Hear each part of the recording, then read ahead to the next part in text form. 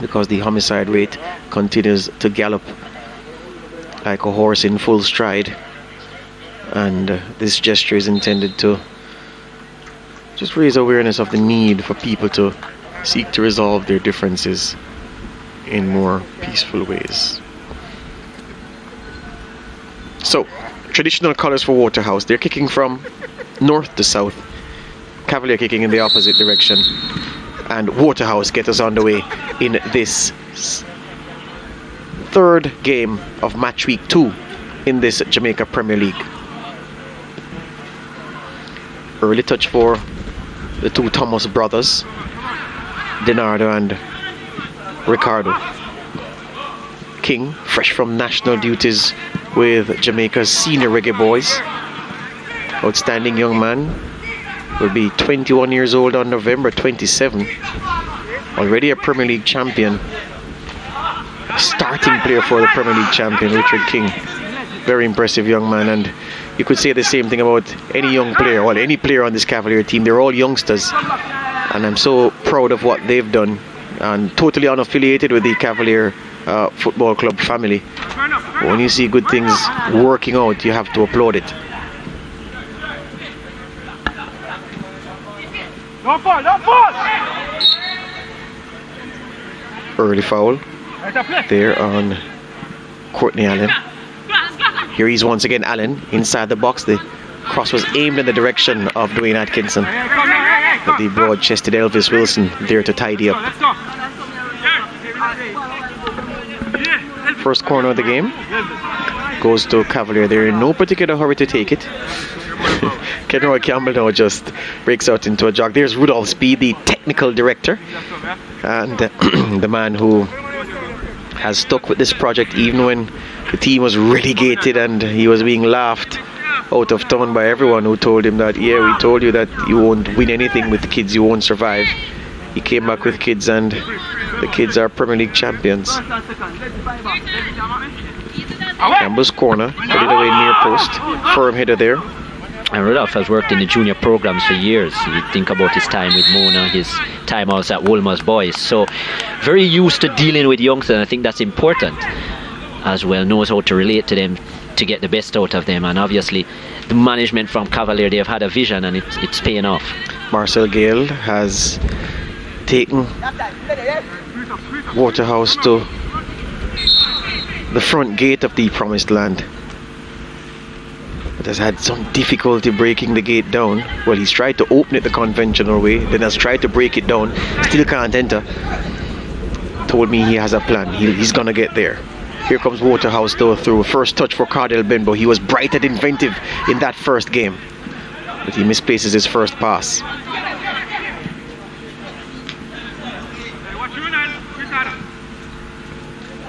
All the way in the back for Leng to King. Topi now, the defenders just exchanging touches. And a hospital pass played there. Kyle Ming gets the kick in the shin. Down for the moment, the Cavalier captain.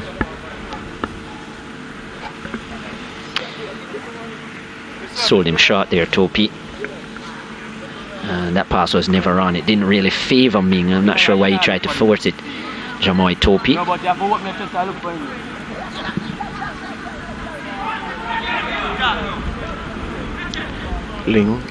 Ming, beg your pardon, limps to the position to take this throw. Back to the beanpole centre half, Jamoy Topi.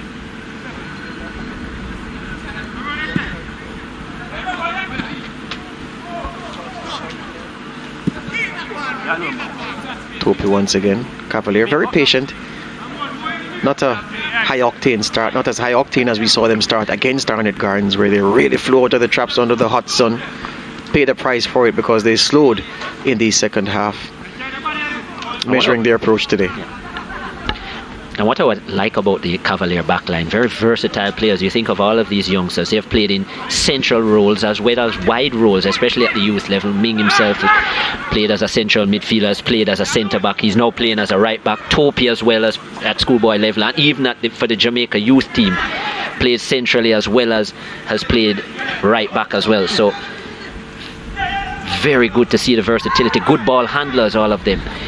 And Giovanni Leng as well at Camperdown. You remember him playing in central regions as well as left back or right back. So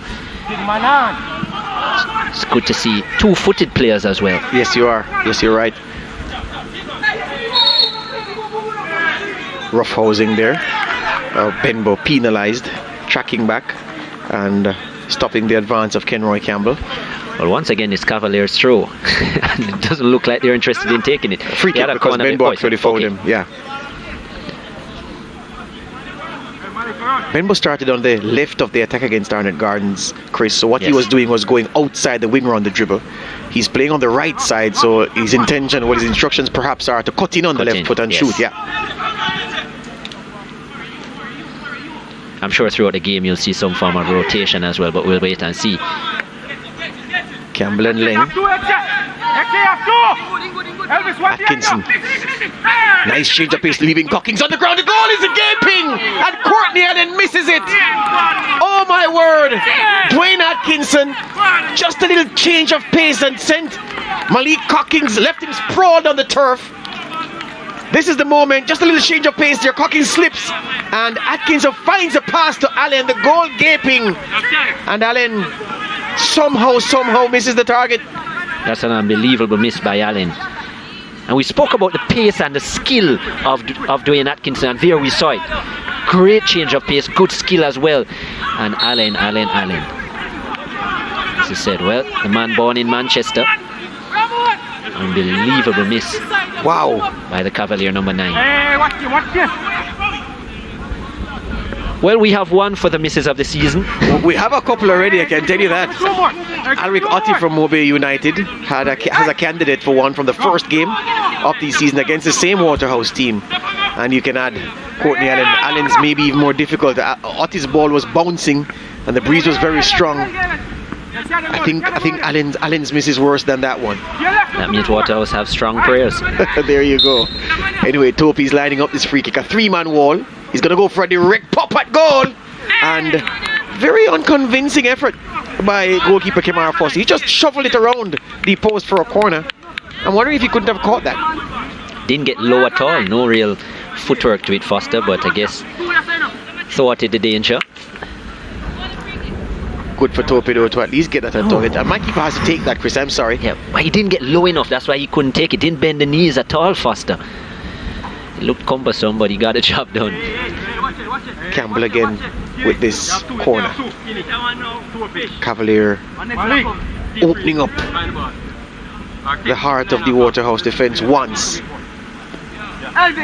They feel they can do that multiple times over the course of this game. 5 white shirts within 12 yards of Foster's goal. They're all lumped 12 yards in. Free kick comes down to the back post, and Foster got something on it. It's a corner kick on the other side. Good goalkeeping there. Well, got the feet moving on that occasion. Foster did well, good footwork, skipping to the back post, and got a strong hand. Good cricketer as well, Kemar Foster, in his school days at Innswood. So, got there well. Vital touch, because that was destined for the forehead of Jamal Topi, who scored in that opening game win over Arnett Gardens. Here comes the corner from to the back post once again. Shot from distance by English, and the offside call. Well, no, the ball crashed off the underside of the bar. Leng, point blank range once again. I thought the flag had gone up for offside, but no. And another great chance missed by Cavalier. Leng's effort way more difficult than Allen's, but it was off the left foot, and he found the underside of the crossbar. Wow, 2 big chances for Cavalier, both of them missed. And this is not a surface that you could blame the bounce. It's a very true surface here at the Horace Burrell Centre, and I mean, two bad misses. You have to say Leng as a left back, maybe he's not expected to convert in the same way as Allen, but 2 reasonably empty goal opportunities. Look at this. It wasn't a bad bounce by any means, George. Got more of the heel instead of the full side of the foot. What I'll say is this: as Topi gets some treatment, we're seeing another replay of it here. I'll say it was a defender's finish. You know, sometimes you say that was a striker's tackle. Yeah, that was a defender's finish. But still, Leng is a quality player, the young man Giovanni. You expect him to finish a chance like that. And does score. It's not as if he's adverse to scoring Leng. Yes. So unfortunate. And he's 2-footed, so it wouldn't be abnormal for him to use a left foot. But it was on the strong foot because yes. Yeah, exactly. So there you make, the more things we say, the worse the miss seems. Anyway, this ball played through. James chasing, but J.D. White collects. A spectator thus far, J.D. White. Standing inside the 18-yard box, working on his stand. Unbothered because all the action has been done the opposite side of the pitch. Here's Allen now. Waterhouse at 6s and 7s. Cavalier the dominant team early. 2 glorious chances missed by the boys in black and white.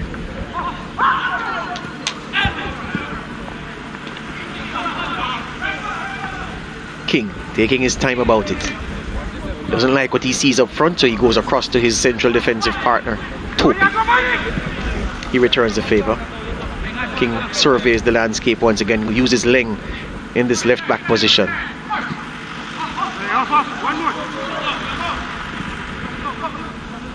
Topi. Leng. In a lot of space. Benbow comes to engage. The ball played inside, the header goes up. And the steaming in was Courtney Allen. That ball missed him, and then Ricardo Thomas able to clean up. And the goalkeeper Foster, not a happy man for the Waterhouse team so far. Not satisfied with the quality of his team's defending, believing that coordinated Cavalier attack too easy.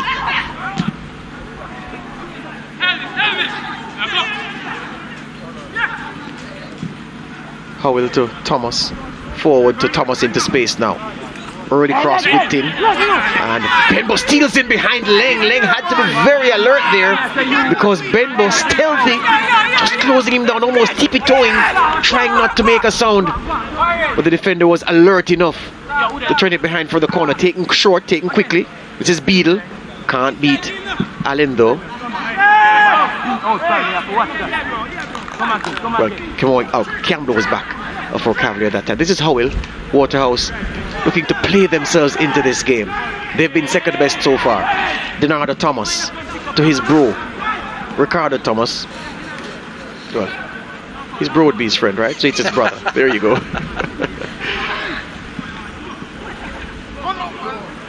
This is Andre Leslie. Can't get around Kyle Ming English.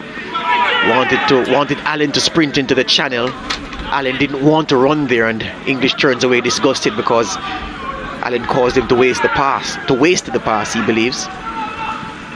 Bernardo Thomas has some time in midfield.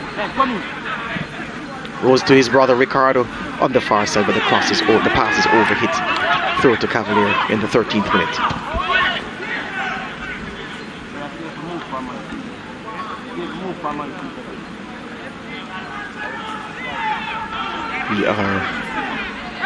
This could easily have been a score of Cavalier 2, Waterhouse 0.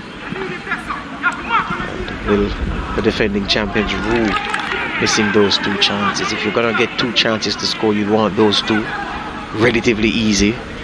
People say forget the relative, George. They were easy chances, point blank range, only the goalkeeper to beat under no pressure. And speaking of pressure, a lot of pressure exerted by Nikachi Murray and Andre Leslie, beg your pardon, as he drove at the heart of the Cavalier midfield, and he has won a free kick for Waterhouse in a promising position. Good strength by Leslie, determined by Murray not to let his man get away, fouling him in the end. Boy, yeah, I like Benbow taking an interest in this one. No, too much. Yeah. J.D. White has a 4-man wall as his first layer of protection. Benbow looks as if he's going to have a direct pop at goal. Benbow comes up, really blasts it, but rising all the time, non-threatening in the end. Yeah, not the greatest strike by Benbow, and can't really see where the plan was. Yeah, no attempt to didn't really look to go, since he was using the instep, didn't really look to go around the wall and bend it. Since he was going to use the outside of his boot, why not go on the outside of the wall to then get it into the far corner? Just want to see sometimes a little bit more imagination going into these dead ball attempts. Yeah. White took a long time over that goal kick. Very unhurried as a team, Cavalier, this afternoon, and that tactic has paid dividends because they've carved out 2 very good openings with this patient approach. Yeah. Pity they haven't taken them. Murray plays it back into a dangerous space. Good turn by Topi under pressure. And now Ming goes long to Webster. Webster's feint. Lets it run through to Allen.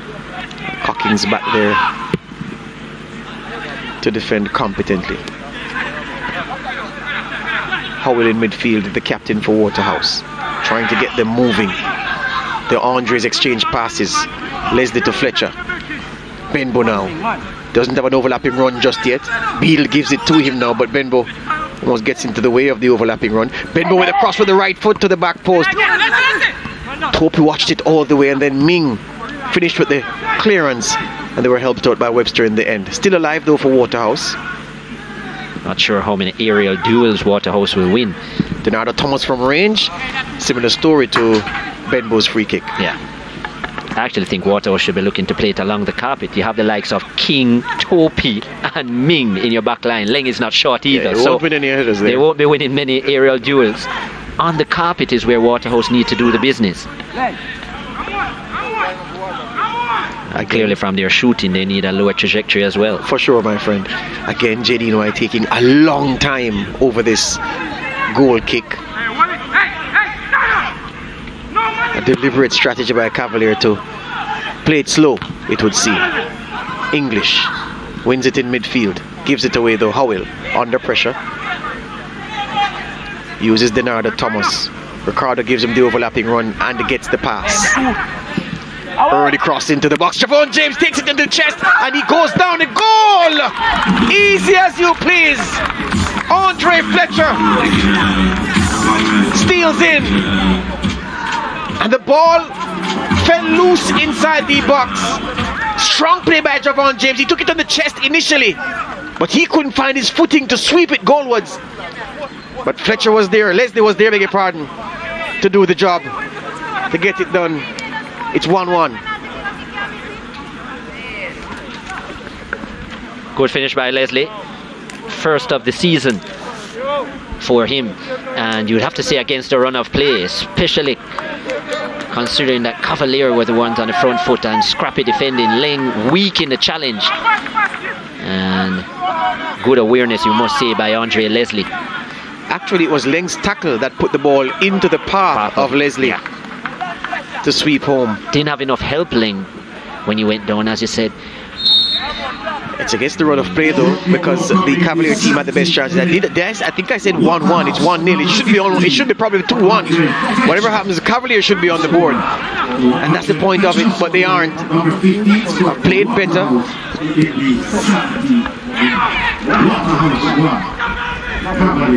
So it's actually Andre Fletcher. Yeah.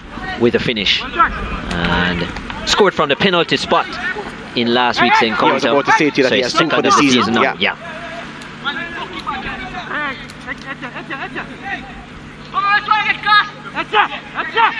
There he is, Fletcher.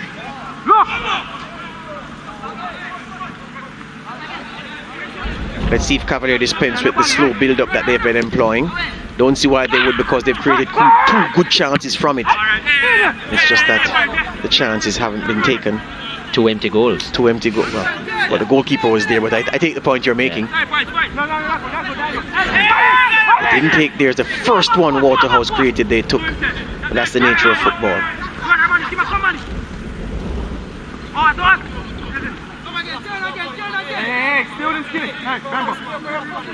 Thomas clearing his lines. The cries of relax from the Waterhouse bench. Attending to that play. Here's Brian English for Cavalier to Ming, who trod on the ball just at the important point when he was going to contemplate the cross. Back to English, all the way back to Topi. Every outfield player for Cavalier inside the Waterhouse half. And he's appealing for a handball, Topi, but he won't get it. Was saying that it came off Javon James's arm, but Odette Hamilton not buying into that.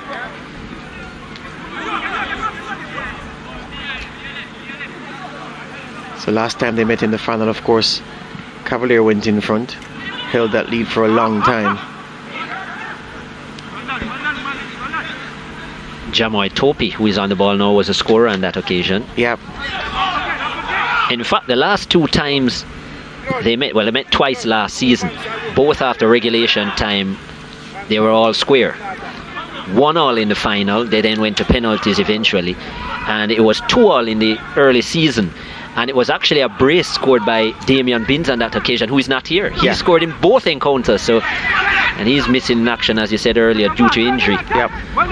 And Dwayne Atkinson scored a brace in that 2-2 draw. He's on the field today. We haven't seen much of him. Beadle. Saying he committed no foul. Courtney Allen was upended. And this is the challenge. Very soft. Yeah, very soft. Anyway, Campbell lines up this free kick for Cavalier. They have work to do. And if it stays like this, Woodhouse, their technical director, won't be a happy man, because he'll say, well, how can we have created those chances and then find ourselves down at the break? Doesn't make sense, gentlemen, but there's a lot of time between this point and then.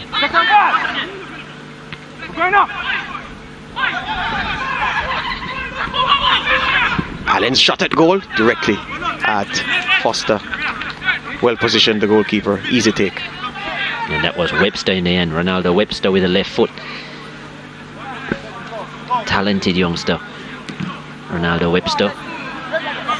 Remember him in schoolboy football, playing for St. Elizabeth Technical. Scored over 20 goals that season, and then moved on in sixth form to Wolmer's Boys and had a very good season there the following year. Scored, I think, some 15 goals.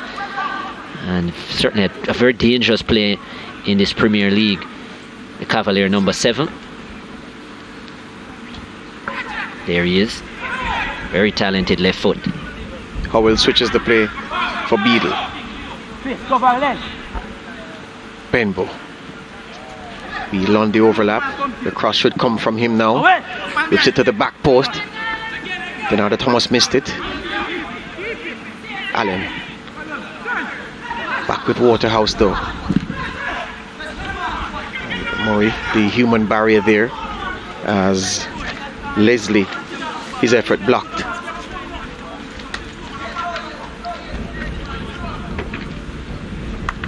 Murray just feeling the air, may have the ball ricocheted upwards, struck him on the air, but he's fine.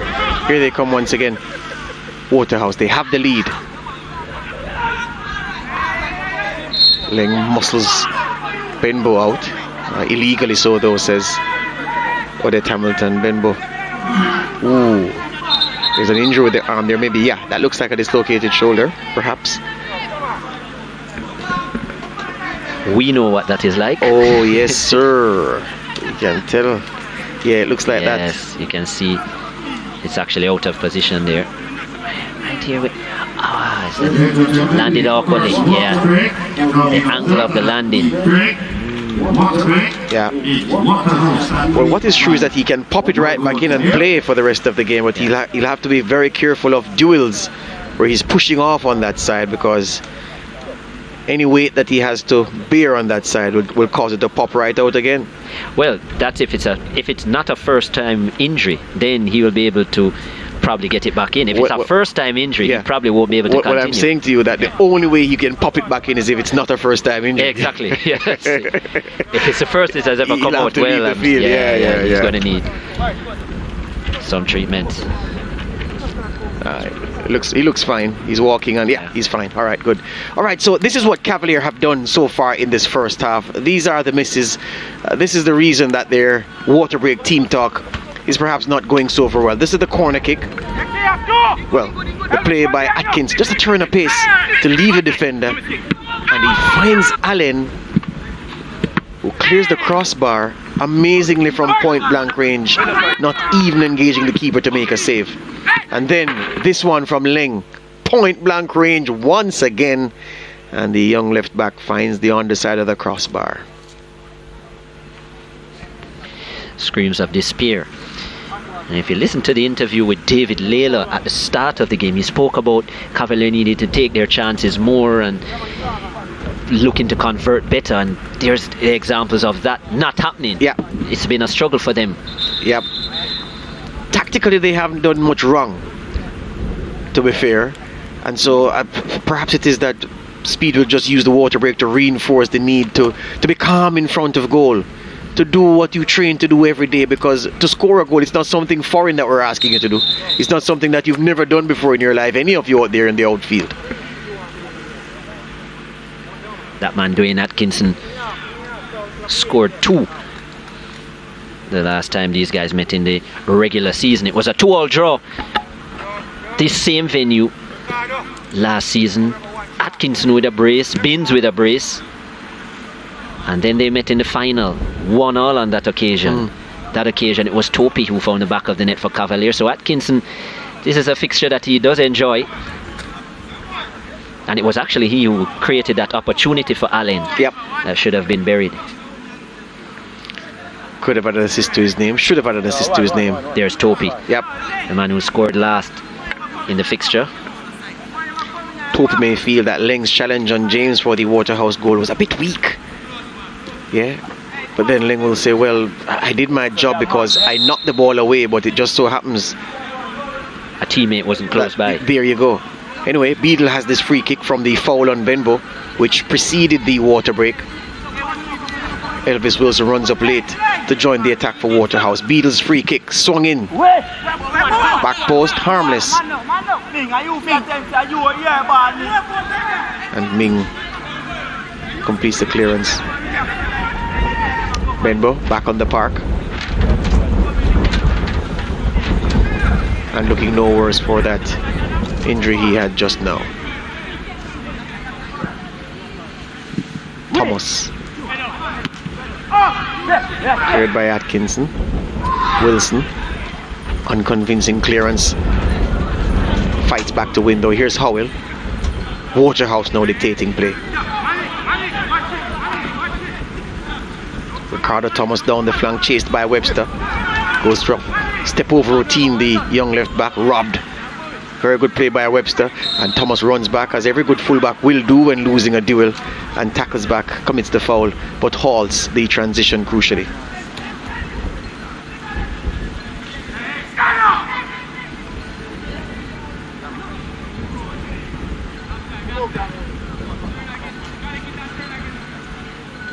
Jadine White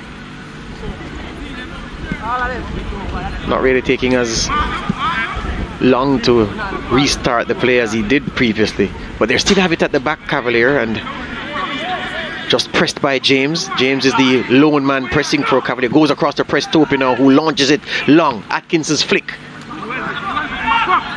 Allen chasing, but Wilson is there.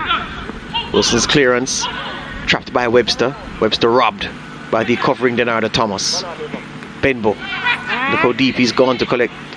Ricardo Thomas sends it forward. King, Murray, Cavalier looking for the equalizer. Atkinson worked it onto the left foot. Webster was in space, but he ignored him. And here comes Cavalier once again. Waterhouse, beg your pardon. Beadle forward, asking James to chase. James is in, but King just leans on him at the vital moment, and even so, Jadine White has closed the space and was able to gather easily, but he took a knock in the process, the Cavalier goalkeeper, it seems. And just favouring the left shin, as we see a replay here. Too far forward for James, and he did leave something in. Jadine White has gone down now, he needs treatment. Always a favourite, Jadine White. Reggae Boy representative as well, Jadine White. Number 2 in line behind Andre Blake in the national setup. Yeah, ahead of Amal Knight. Yeah.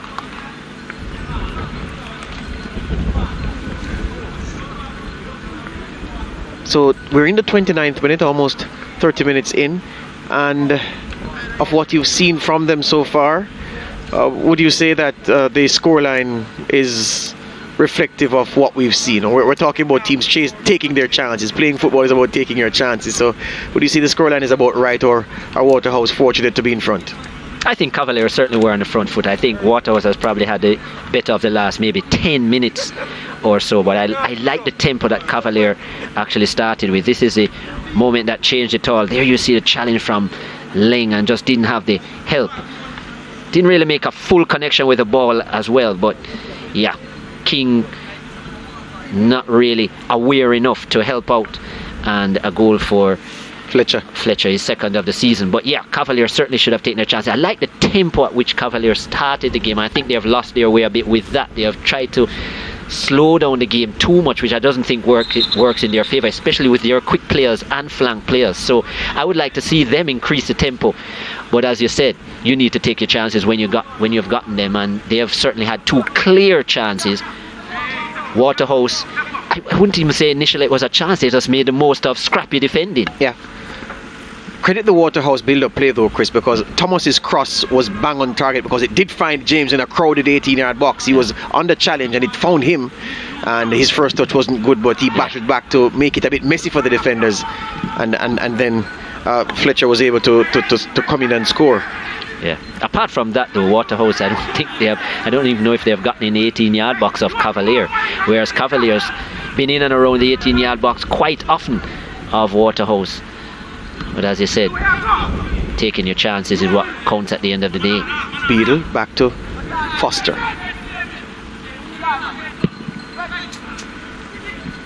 Foster's pass is picked up by Brian English, who can't get there before Howell. Ooh, the Andres. Leslie trying to find Fletcher, but the back heel didn't come off. Here's Campbell for Cavalier. Atkinson. Murray. Leng has time and space. Atkinson wants it urgently, but the tempo is slow on the pass. The pass game took too long to come. Still Atkinson. Leng. Go for him! Pass on now! Leslie back in defense, but his pass into the midfield was just overcooked. He was looking for his captain. Ball works its way back to the goalkeeper, Foster.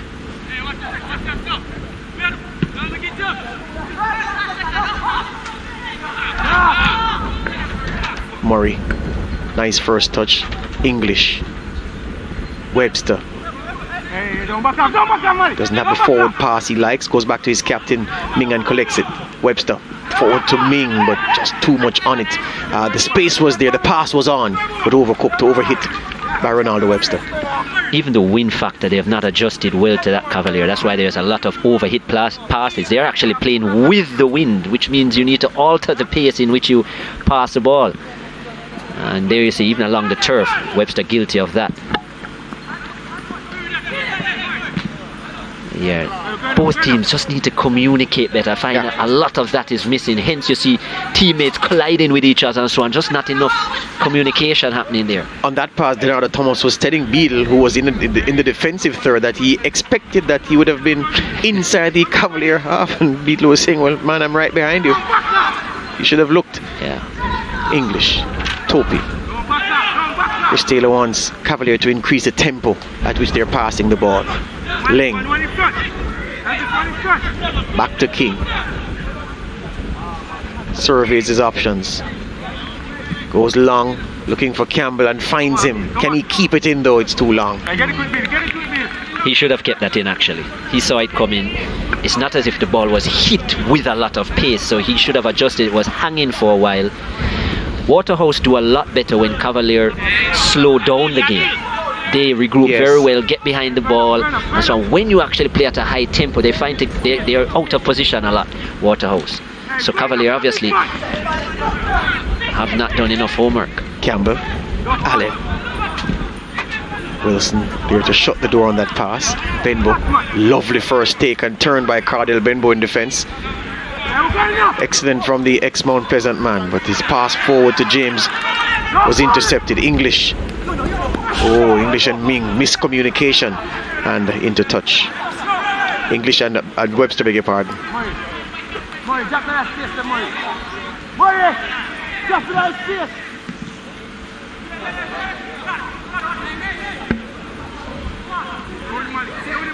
English. Ming goes all the way back to his centre half, Topi, who will go back to his goalkeeper, who will play in his other centre half, Kyle Ming. Will bring Campbell into play. Leng was going and he stopped, and the ball was played where he should have been. Miscommunication, and Campbell apologizes. It was quite obvious that Leng was never going to get there though, and Campbell forced the issue. Should have just held it up a little bit or looked the other way. And I think that's what Leng was trying to tell him. I could never have got there. Not even the great talents of Usain Bolt probably would have gotten there. Leslie through Murray's legs, but can't beat Campbell though. Campbell standing firm. The pass is on outside, and Atkinson. Oh, Campbell apologizing for the second time. Never a good sign when players are apologizing left, right, and center. The passing has been poor thus far, neither to say the least. Yeah, and Campbell's passing not been up to the required standard in the past few minutes. Anyway, Howell comes forward for Waterhouse into space for Thomas, but met by Ming. 57% of the possession kept by Cavalier, but that's because, especially early in the game at the back, they were taking so long to move from defense into the midfield. So they kept the ball long in one place, in a non-threatening place. Yeah. Beadle forward. The cross comes in, and Topi right on point to block that. James was the man waiting for it to come across, as we see Thomas bowled over on that far side. And Ronaldo Webster tracking back. Those two have had a right old battle so far in this first half. And Webster fouling his Waterhouse man just now. Yeah. A bit of a catch there from Webster. Knew he was going to be second best. Good turn here. Excellent turn. Great ball into the box. Nice pace, but as you said, Topi read it well. Had he got past him, they certainly would have been in business. Javon James was lurking. Yeah. Good forward play by Leslie. Just felt the challenge, knew where the defender was, felt him there. Just an acceleration to free, give himself the room to make the cross. And it was low. Topi read well. 37th minute. Waterhouse in front, and Cavalier with the bulk of the possession. We know which statistic Rudolph Speed would want in his favour at this stage of the game. Good play by English. Murray now can change the point of attack. Goes to King and Leng. Leng has seen a lot of the ball in this first half for the boys in black and white. Murray has some space in the midfield. Atkinson's pass is cut out by Beadle, who's upset that he couldn't control that and keep it in play. Leng, Murray once again. All the way back to Topi.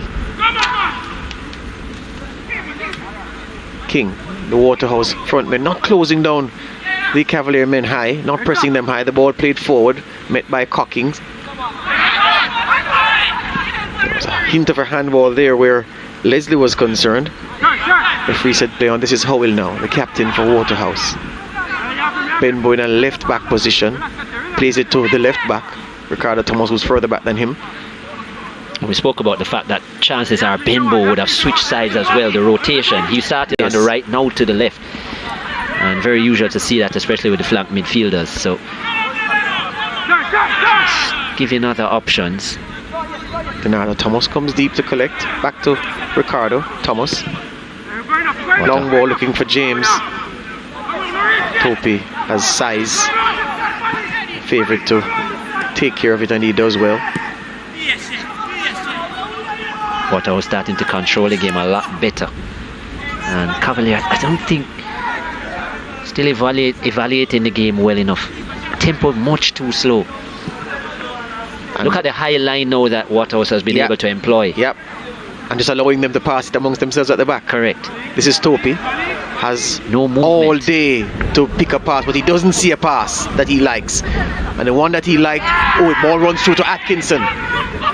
But Ming had stopped running. Ming wasn't interested in that pass, and having an argument now with his number 10, Dwayne Atkinson, about what Atkinson decided to do with the ball in the end. Not pleased, the captain isn't. I think Atkinson unusually didn't use his blinkers, didn't look to the left, because Leng and Campbell were free to the left hand side, and obviously didn't glance over his left shoulder, and hence he didn't see that. And I think that's what Ming also was pointing out, that change the play. Elvis Wilson's pass is met by the head of Topi. Battle for it, and it breaks to Campbell. Big diagonal is available to him. Webster on the sprint. Ricardo Thomas. Webster gets there first. Two very, very quick men.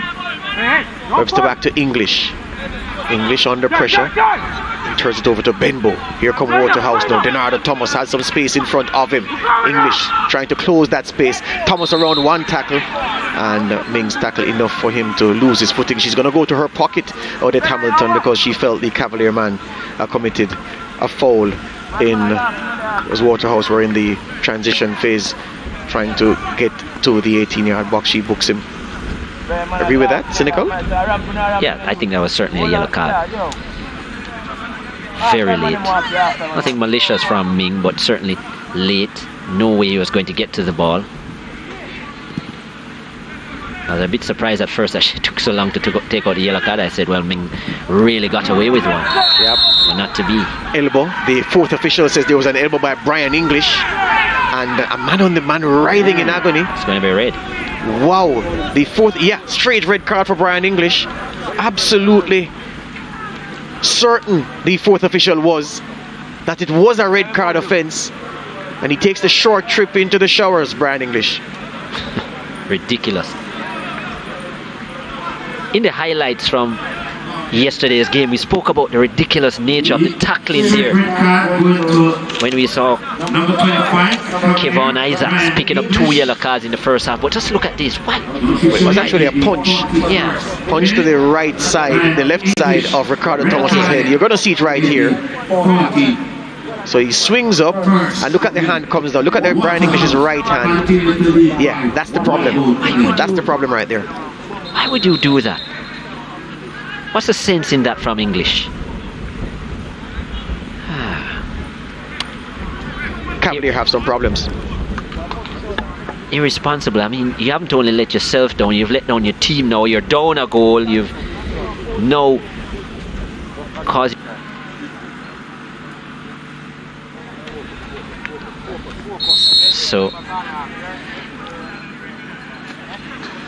So the captain on a yellow as well.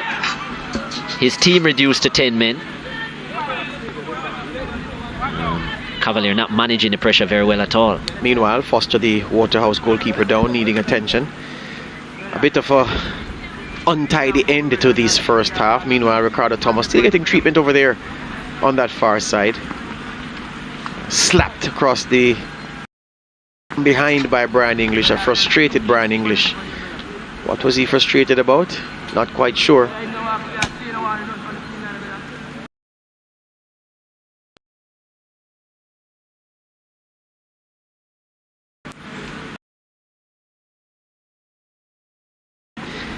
Meanwhile, Foster gets the hamstring stretched.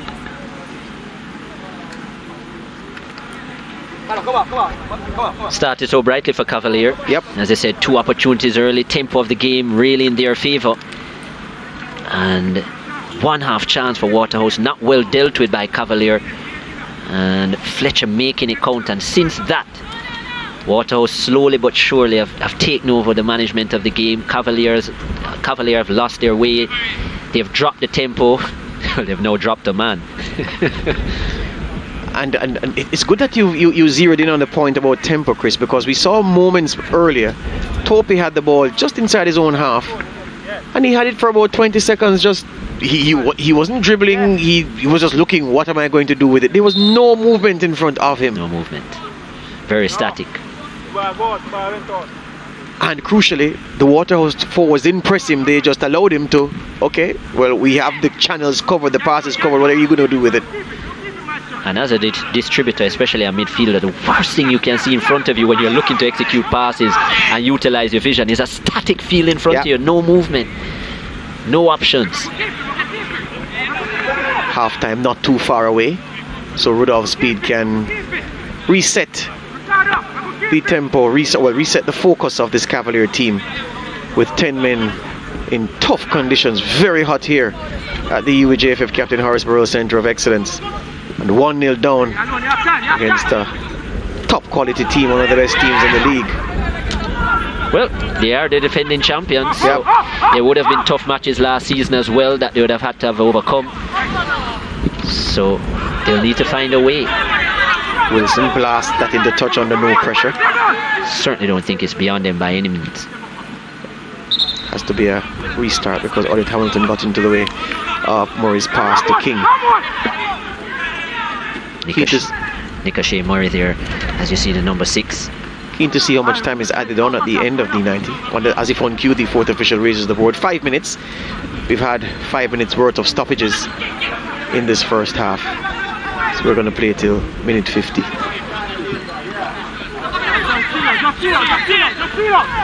Allen shepherded by Wilson very well. Wilson, a substitute in the first game, came on and did very well. Strapping build, has some pace about him, rugged, and rewarded with a start by Marcel Gale this afternoon, especially in the absence of the defensive general Damien Binns. Howell. Beal gives him the call and gets possession. Ball into the box for Leslie. Leslie battling with King. Leslie still wins it. James! And then the goal! Waterhouse! Andre Fletcher, his second of the afternoon. That goal made by the enterprising forward play of Andre Leslie, who seemed to have chased a lost cause down. The ball wasn't the best to him, but he fought and grappled and just got a touch inside the 6-yard box. Javon James made himself a nuisance and the ball broke again. And Fletcher steaming in on it for 2-0. Waterhouse in front. Really good strength yet again and determination by Leslie. And clinical finishing by Fletcher. His third of the season, Andre Fletcher. 1 from the spot, 2 in open play, 2 in this match. Excellent finishing, no chance. JD in white. Weak defending by Cavalier yet again. 6s and 7s, no communication at the back. And you'd have to say that the defense are showing their age. Yes, sir. Yes, indeed. So the 2 Andres and Javon James involved in that second goal for Waterhouse. Fletcher has his second on the afternoon. Joint leading scorer in the Premier League at this point with Warner Brown, the Tivoli Garden striker, both men with 3 goals. So you see a dangerous pass played. Well, pass played to the back that King, beg your pardon, deals with efficiently, but he looks forlorn, Richard King, wondering what the hell his midfielders and colleagues are doing. Waterhouse scenting blood. Oh, the reverse pass was intended for Benbow, but King got one of those long legs in the way. And Javon James throwing himself about in the box commits the foul. Well, Coach Speed is going to have to make a couple changes. Obviously, he's going to have to adjust his formation. There's no way you can continue with Webster, Atkinson and Allen up front. And he's a wing-back short. And those 3 men not known for their tackling ability either, so they won't be helping the midfielders much. So I think somebody will be sacrificed. I wouldn't be surprised if it's Allen. Yeah, I was about to say that to you. Yeah. And he missed the game's outstanding chance first up very early in the contest. He tried to wait, I think, Coach Speed until the halftime whistle, but I think it has cost him. It's cost him another goal. Ling. Campbell has Atkinson to his outside. Campbell is going for the back post where Ronaldo Webster was tiptoeing in. There's a deflection though, so. Yeah. So Atkinson's corner. In the 49th minute. Just look at the lackluster way that the Cavalier tall Cavalier players are getting into the box. They have to get back in this game. They should be rushing the box. Atkinson's corner at the near post, met by Ling, and that's why it's a goal kick. Ling got his head to it but didn't steer it accurately enough. Mistimed the jump. Ling, he actually got under it in the end. He hit the top of his head and went straight up in the air. He didn't get on top of the ball at all. So Cavalier had the game's 2 outstanding chances and really invited Waterhouse into the game. An invitation. What a different game that would have been. Yeah, absolutely so. An invitation that the Jerusalem-based team took. And now they are the dominant ones in the contest. Dominant on the scoreboard with the 2-0 score. And of course they have their full complement. They have 11 men. Cavalier short-handed, Brian English straight red card for a petulant slap on Ricardo Thomas as both of them tussled on that far side.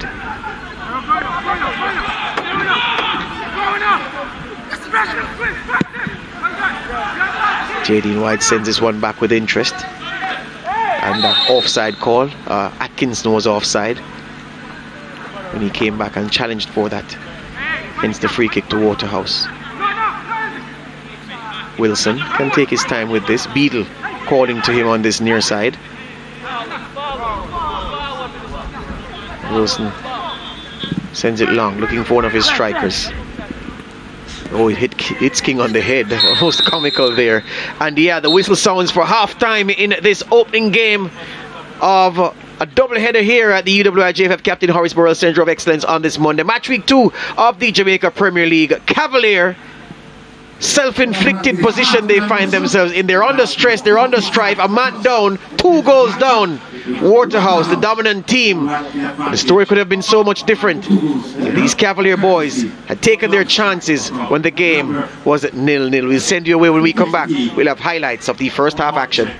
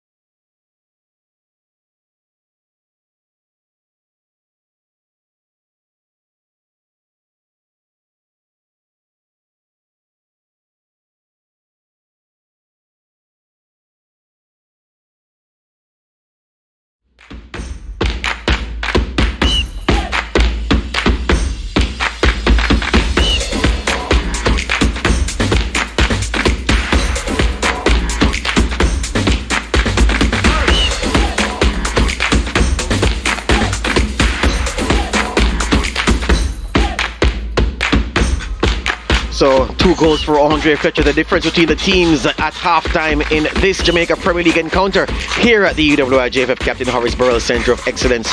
Waterhouse large and in charge and halfway towards getting some quick revenge for the defeat inflicted by them, inflicted upon them by Cavalier in the final of this competition in the inaugural season last year. Let's look back at the highlights, the big talking points from the first half.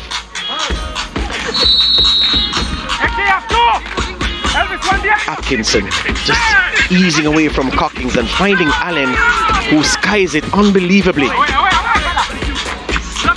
And another chance. English's pass finds its way to Leng, unchallenged, The goalkeeper at his mercy finds the crossbar. Thomas's cross early. James's chest trap not the best. Under pressure from Ling. And then Andre Fletcher steams in for his second of the season. His first on the afternoon. Brilliant work by James to help him make it. Composed finish by Fletcher as well. Just placed it between the legs of Jaden White in goal. Yep. And very important to be composed. That is what Cavalier lacked up front. Composure in the finish. And then this moment, Brian English losing possession. Ricardo Thomas. And we probably didn't see it from that, but look at him with the hand across the face, the slap. It was a yellow card that Hamilton wanted to produce first, but then she went to her back pocket after consulting with her fourth official, and English gets his marching orders. Meanwhile, Waterhouse march, and look at Leslie fighting, getting around King. James into the path of Fletcher for 2 on the afternoon for him, 2 for Waterhouse. King is complaining, but he was using his hands instead of using his feet to tackle. Looking to push over Leslie, too strong for him. Excellent ball put in, very good finish again from Leslie. Yeah, and the attacking Andre is getting me mixed up early in the game. Never mind, they got the Cavalier defenders mixed up as well, so I don't feel too badly about that. Waterhouse, 52% of the ball they controlled in the first half. There were 6 corners, 5 of them to Cavalier. There were 7 shots on target, 5 of them Cavalier had on target. 12 fouls, 7 committed by Cavalier. 1 yellow card, that one to Kyle Ming, and the 1 red card, a straight red card to Brian English for that slap on Ricardo Thomas. Alright, so what about last year's final? Cavalier and Waterhouse. As the shadows lengthened here at this venue, let's relive how Cavalier saw off Waterhouse's challenge in the inaugural JPL season to win the title. Over the years, as clubs try to get more youngsters in the program, we'll get back to that discussion as we take a look at what took place in this game. And the Waterhouse, they had a few chances, and so too did Cavalier, who really bossed the possession in the first half. Yeah, for sure. And he would get another chance again that he would miss, but yeah, for a point in this game, he was. And then the corner kick inside to Jamoy Topi, rising highest. Nash should have done better there, Dwight. Most definitely, a goalkeeper, you expect him to get something onto that. You expect him to get a palm onto it or go over. Totally missed it, and that goal was on him. And Topi, from 3 yards or less, couldn't miss. And then the incident that quite possibly changed the game. Finlayson going into the referee's book initially for the challenge, and then he said something to the referee, and then after the yellow card would have received a straight red. Yeah, Nation not hesitating to go to the back pocket there and brandish the red card, and Finlayson, for a player with the experience and the leader, very much disappointing and not acceptable. Ball played to Chanel Thomas, who really should have hit the target there. Yeah, that's the chance I was talking about that he would have gotten, and certainly should have hit the target. Irving sending this one long, headed away. Webster was trying to get there, and it was pretty much cleared off the line. Waterhouse really defending their lines there. Yeah, they had to. They were down to 10 players and they were desperate. And then the penalty. Well, before the penalty, that shot on target, Jaden White had to pull off a fantastic save. Then he had to tip that one over the bar. And he was really into the thick of things here. And then the penalty coming off the arm of Kamoy Simpson. Referee pointing to the spot. And this was a big pressure moment for Binns. And Cooley rolled in it and sending Jaden White the wrong way. Yep. That was the last kick of the game, you know. You take a look at Ramon Howell, who couldn't look on at the action, had to be looking away. It was so tight, right on the line. And the equalizer in stoppage time. As I said, the last kick of the game. They went through extra time without any goals. Then Binns couldn't repeat what he did in the 90. Yeah, he went to the right of White, but not far away enough. Then Cavalier had the advantage for the majority of that penalty shootout. Right up until they didn't. Len could have won it for Cavalier, and he was denied by Zimoy Nash. That was a big save from Nash, but then White came up trumps and denied Kimani Campbell. Yep. And so it was down to Mark Purcell to win it for Cavalier. And he did. That was a convincing kick. Very convincing. That hit the roof of the net, and that was always well.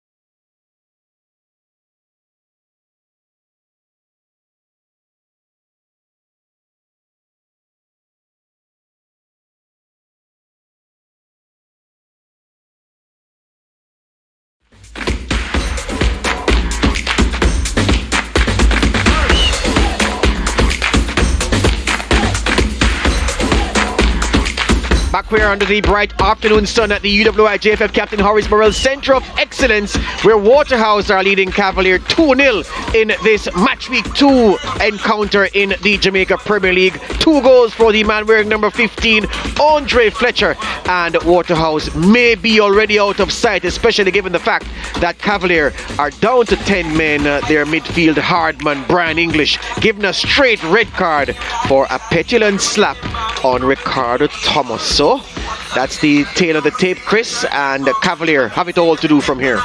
Yes, certainly.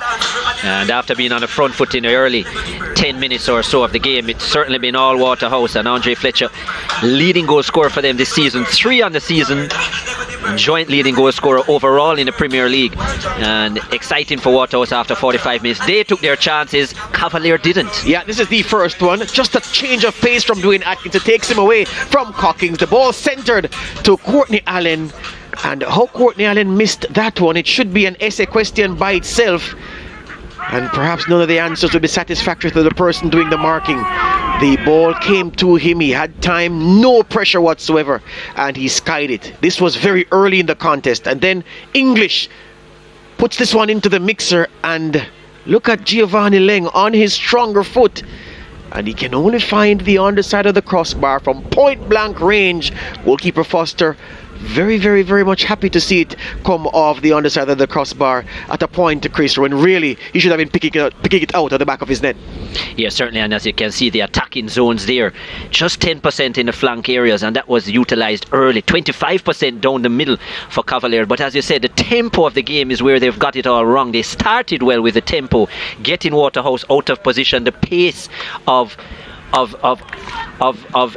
young Atkinson on the wing, and really picking out Allen. There was a bit of a bubble, as you said, but nevertheless, Waterhouse taking their chances, even though they were few and far between. Yeah, one of the things Waterhouse did well was Ricardo Thomas. Whenever he got it on that left-hand side, the cross always went in early. So Javon James, who has put himself about, doesn't have a goal to his name, but has been a big nuisance factor for the Cavalier defenders so far in this contest. Yeah, and as you can see, the 20% going down the right hand side, that has really been Leslie, who has really been strong, the number 27 for Waterhouse, and he was the one who actually provided the cross for Fletcher for that second goal as well. Very strong on the ball, and it turns well to the outside, especially Leslie, the number 27. And as you said, Waterhouse for a lot of the game didn't really have much action in the 18-yard box, but when they got there, they made the most of it. Yeah, it's good when you have multiple attacking players who can open up defenses for you. In that first game against Montego Bay United for Waterhouse, it was Cardell Benbow who was the danger man, who was the man prompting most of the attacking that they were doing. He's not been as influential this afternoon, but that's okay because Leslie and Fletcher have been doing very well, and Javon James up front by himself has been making things very difficult for the young Cavalier defenders. King, number 8, we is were expecting in. a change. Yeah, Marlando Maxwell, the man we spoke to pre-game, has come in for Cavalier. And it's Allen who is out, who we expected. Yeah, as we Courtney said, Allen. we called it correctly, that Courtney Allen. His afternoon would end early. Perhaps it is if they were up to full complement, he still would have been changed at half time. I would have taken him out. Certainly wasn't having a good game, was lost in it as well. There's Marlando Maxwell, formerly of Manchester High School in Mandeville. I thought you were going to say another parish, but there you go. Manchester High School has produced several great Jamaicans, among them the outstanding Olympic silver medalist Sharon Simpson, and the Minister of Health and Wellness Chris Tufton, a proud Manchester old boy as well. Here's James, back to goal, King in his back, tried to get the back heel going for Benbow. Odette Hamilton says it's a Waterhouse throw despite the protestations of the Cavalier captain King. So we're into the 47th minute. Ricardo Thomas giving James a pep talk. He captained the team last week. Should note as well that Ming is on a yellow card as well, so he'll have to be careful. You see him closely marking Benbow. Yeah, good to point that out because Fletcher, it's a corner kick because Richard King's sliding tackle was perhaps the reason J.D. White didn't have a save to make. It went from back to front quickly for Waterhouse, and Leslie sliding through, and but for King's boot, we could have been talking about a third Waterhouse goal. Well, good to see King looking to tackle with his feet instead of his hands pushing in the back, and that was a much stronger tackle, and that's probably why it's not 3-0. Beadle whips this one in off the head of Leng. Benbow didn't catch that cleanly. Ricardo Thomas now can keep up the pressure for Waterhouse. He goes for a long shot, he slips as he does so, barely connects, and it dribbles wide.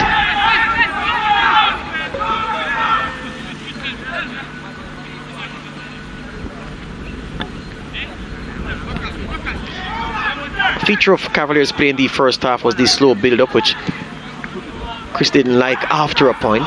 When they were in charge of the game, that was fine. But then Waterhouse took the lead and they were still, and then you could see that, well, it wasn't by design. The man in possession of the ball just didn't have any passing options, and so he just stood there with the ball, as we saw Topi did, looking very awkward at one point. It's the transition, certainly, well, that's much better. Campbell. Thomas has to be careful because Ming is closing him down. Oh, Foster's kick wasn't the cleverest, but it finds its way to his captain Howell. Early into the space for Benbow. will have time when he gathers to pick an option. Does he dribble? Does he pass? Benbow will attack Topi. Benbow on the left foot. The cross comes in. Met by the forehead of King. It's back out. Thomas. Howell comes short, but ignored for the minute. Thomas goes for the curler. Was looking for the cross. Whatever it is, it didn't work.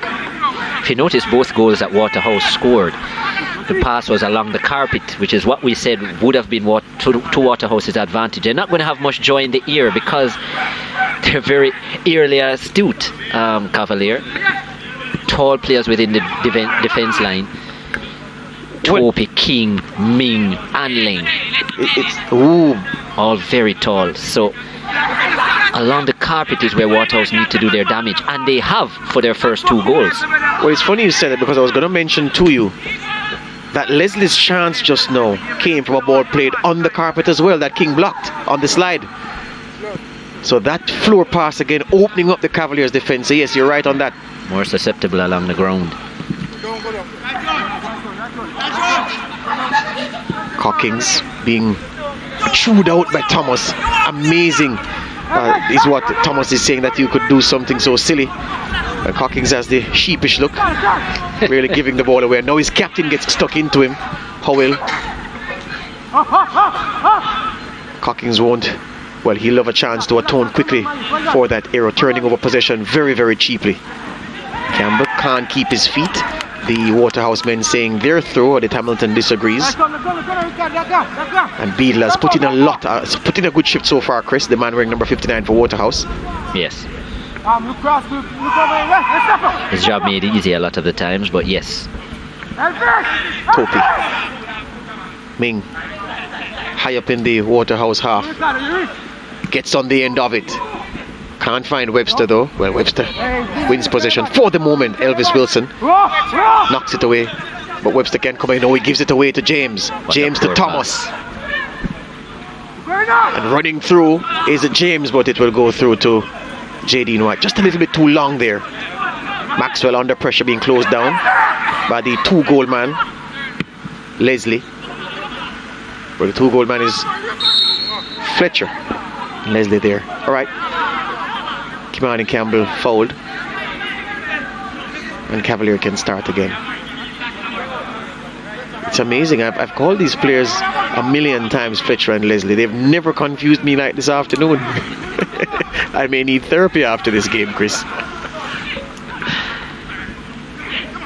King at the back. Still King. Finds Campbell. Atkins wants it short, ignored, and Campbell goes back to the frustration of Atkinson. Was flinging his arms and turning his back on the play momentarily, the Cavalier number 10. Now he gets possession. Forward to Webster, who was on his heels, and Cockings shepherds it through to his goalkeeper, who may have been kicked. Would have been accidental.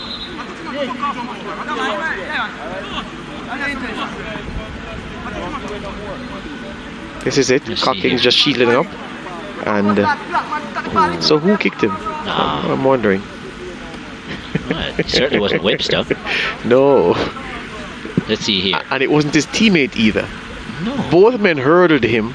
He was slapped. Well, I mean, just for balance. Webster's hand came down. That's just a touch, Kemar. Foster wanted to make a meal of it, but he only had water, didn't have any food to cook. So here they come, Cavalier. Discernibly, what do you see different from the Cavalier approach so far? I know it's early in the first half, but have they set themselves up in any different way in the second half? Beg your pardon. I haven't seen much different, and that's part of the problem. That's why they haven't even looked likely to get back into this game yet. I don't have a problem with the slow tempo at the back, but then there needs to be an increase in transition in terms of the pace of the movement going forward. We're losing out that duel with Campbell. Still a little bit too static for me, especially when they're going forward. Again, you saw Topi about 5 minutes ago picking up a ball and forced to go over the top because there was just no movement. The Waterhouse defenders could have stand and mark. Yep. Nobody giving the diagonal runs, even if they're not getting the ball. No decoy runs. Benbow flattened. Well, actually it was our 2-goal hero, who was flattened Fletcher by Leng's tackle. Thomas is alone on this near side. He instructs them to go back with the free kick and they obey him. Now goes to Wilson. Finds Thomas in space. Benbow offers him the run outside on his left. Oh, uncharacteristically bad touch by Leslie, but it comes back to Thomas now, to Wilson. Finds Denardo Thomas. Fletcher to Benbow. James gets there before Kyle Ming, and Ming handled the ball, did he? And that's why it's a free kick taken quickly. Leslie goes for goal and had Jadine White interested for a minute. A goal kick in the end. Not a bad strike by Leslie at all. He's been one of the better players for Waterhouse so far. And always going over, but good attempt, good idea. And just going with the breeze.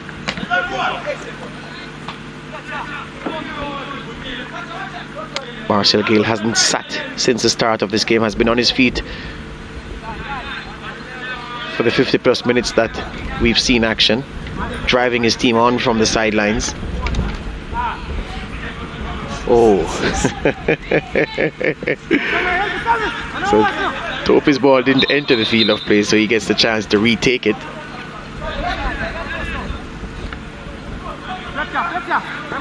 Murray calling him for it, ignored. It goes back to King. King being closed down by James. Benbow gets away from Ming, plays Leslie around it. White, he can't get around White. White blocked it with the legs. A strong run again from Andre Leslie. And would be disappointed he couldn't find the finish. Meanwhile, Atkinson takes it on the chest. Oh, Foster, it went straight at him, and his hands were strong. End-to-end action here at this UWI-JFF Captain Horsborough Centre of Excellence. Chances at either end, and the ball still in play. Beadle, hard and aggressive on Atkinson. The ball will break from Webster. Doesn't have any support though, and he collides with Wilson on the edge of the 18-yard box. It's a Cavalier free kick. The touch was poor by Webster, but that's the kind of energy we want to see from Cavalier, especially from Atkinson. Great ball over the top, good take, good strike with the left boot. It's a fixture that he loves, Atkinson, former KC man, and scored twice last season against Waterhouse. This was the opportunity for Leslie. And Leslie's been definitely one of the better players for Waterhouse. His energy is very good, but it was good goalkeeping as well by Jadine White, just to close him down and thwart the danger. And then Webster with a bad touch. Had he taken a better touch, he might have been in with an opportunity to beat Foster. But luckily for him, he won a free kick. Yeah, I think we may have done, as we see it, this looks to be Elvis Wilson, who's getting some treatment for Waterhouse. He was the one involved in that challenge with Webster just now, from which the free kick resulted for Cavalier. Yeah, the chance that Leslie just got, King actually did very well. We need to credit him for that as well, Chris, because he engaged Leslie from early in the 18-yard box on the striker's run. Inside, yes. And helped to make Jadine White's life easy. Pushed him wider. Yes. Fair enough. Meanwhile, Atkinson lines up this free kick.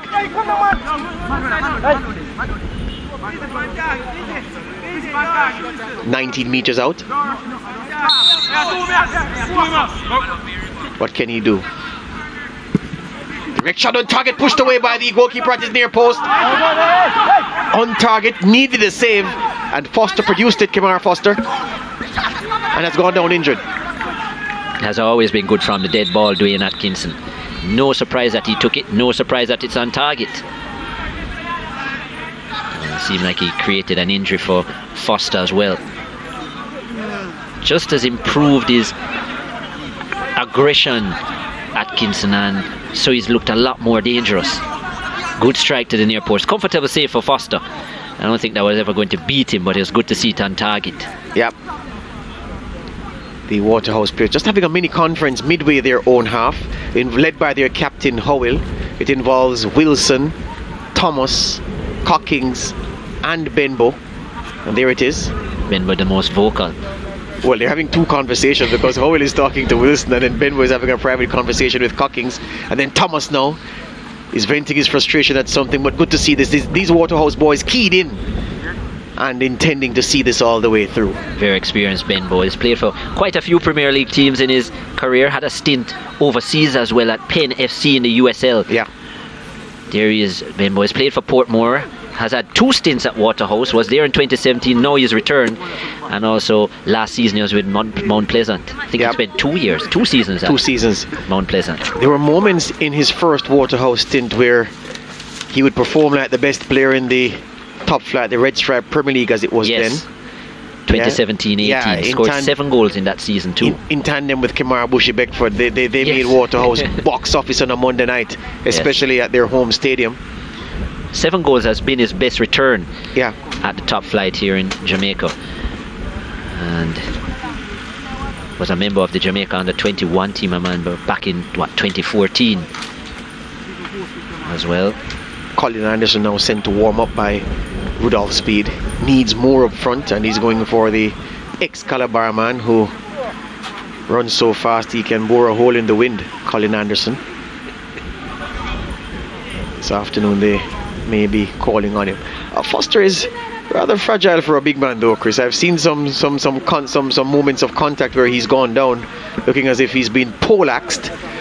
He's now back on his feet after that lengthy bit of treatment. One thing I can tell you is common, and you heard Chevon Stewart in the early interview speak about it, is the increased number of injuries on this turf, especially with the footwear. And we've seen a lot of goalkeepers have recurring muscle injuries. I'm sure it's because of the movement that the keepers have to make on a turf, which is not necessarily suitable for the studs that they're wearing. And we've seen a lot of injuries. Foster has gone down, White has gone down. In fact, last season White was down quite regularly. So I'm taking off for Foster a bit here. I'm listening to your narrative, my friend. I'm listening to the narrative and I'm not interrupting you. But here's Thomas, short to Benbow. Pirouette doesn't get him away from Ming though. Atkinson. The attention of Howell too much for him. He loses possession. Denardo Thomas now looks at passing options in front of him. Fletcher's touch bad for once, and Atkinson has space now. Only Webster to his right though. Atkinson, a swarm of blue shirts attend to him, and Cockings does well this time. Howell can restart the attack for the boys in blue and white. Comes far side to Thomas. James, short. What do you make of James's performance so far in this game, number 11 for Waterhouse? I think he's run well. I think he hasn't scored, but he's kept the defense line busy of Cavalier. I think that's important as well. That's what Cavalier is not doing. He's willing to make those diagonal runs even if he's not getting the ball. He's willing to come short, collect and then move again. Foster, there may be an issue of a bleeding arm because the referee stopped the game and the medics ran on immediately. So they may need to apply a tourniquet. He's supporting your point. He's down again. I'm telling you, I saw him get slapped on the leg by Webster and he was rolling around asking for treatments, which is why I made the point about the fragility of this man built like a mini cruiserweight boxer. I don't think he felt much pain. I think he was looking for an acting award. Alright, so he gets some running repairs, a bit of paper tape. It's effective. So it's a good athlete generally, Foster. As I said, played a bit of cricket in his time, lifted titles actually when he was at Innswood. A wicket-keeper batsman in his time, Foster, and not a bad one either. So we resume. Leslie comes short and finds Beadle back to Cockings. I was asking you to comment on James, and you were saying he's been running hard up front for Waterhouse all game. Yes, he has, and I think he's been making the runs that Cavalier haven't, and that's part of the reason why they are so static. He's willing to run even if he doesn't get the ball, James, and that's important as a forward player, just to use yourself as a decoy, because what you do is carry defenders and pull them out of position, so it allows your teammates to find space. Look at him working here tirelessly. King interchanging, good a play at the back from Cavalier to this point. Leslie, a beg it upon Ling into the midfield he turns it over though to Howell. Out to the foot pass to Benbow, exchanging nice 1-2 passes here. And Denardo Thomas goes from distance, and Benbow looks at him as if, man, are you a madman? I'm in space on the edge of the box. Look at that nice interchange of passes, and you chose to do that.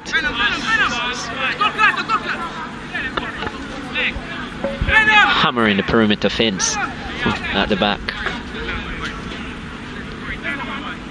Cavalier look to want to play out the back, but the Waterhouse boys are set to press them high this time. So White may have to abandon that tactic and go long. Another example of Waterhouse adjusting their tactics based on the game situation. So they realize that Cavalier are bouncing it out too easily, so they have pressed and closed them down. Cavalier have not adjusted their style throughout this 64 minutes so far, and that's probably why they're still behind. Fletcher onto this one now. Looks for the cross comes in at the back post. Ooh, that's a fantastic save by Jadine White. It was within his orbit, yes, but Denardo Thomas's header was true, it was crisp. But with the left hand, Jadine White helps it over his bar. Good play from Waterhouse once again, and the man in the pink jersey helping his team to keep the deficit at 2-0. Goal scorer turning provider. Excellent ball put in by Fletcher to find Thomas. Good movement, good use of the width of the field from Waterhouse. And yeah, good save by Jadine White, one he would have expected to make. But yeah, light the work by Fletcher. That ball put in was mouth-watering. Thomas with a header just now, but he's on corner kick duties for this one now. 4 to aim for in the box. He goes short to Benbow outside. Benbow curls it forward. Another save by White with the feet.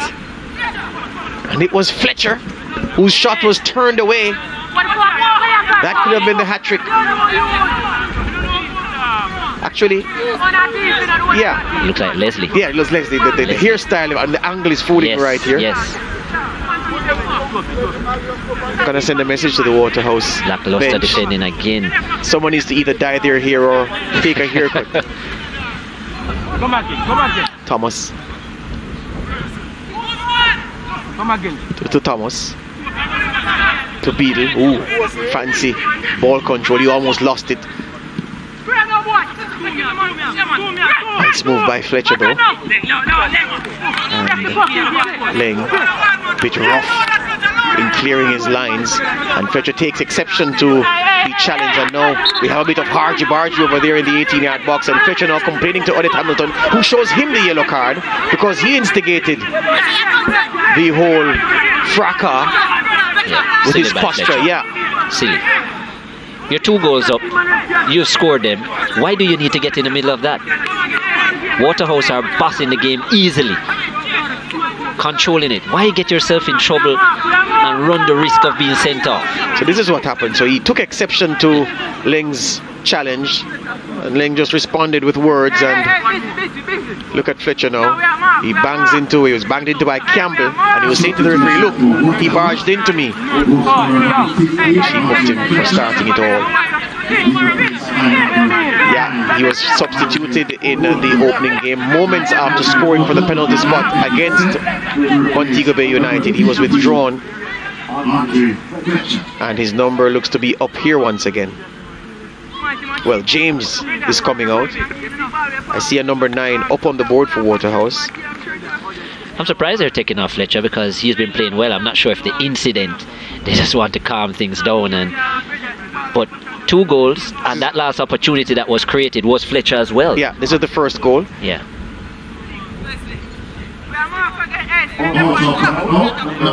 Yeah, well taken by Fletcher. And then Leslie, great work on the right flank, good strength, poor defending by King as far as I'm concerned, and a clinical finish by Fletcher to make it 2-0. And that came after 46 minutes, well, 45 minutes plus 1 extra time in the first half.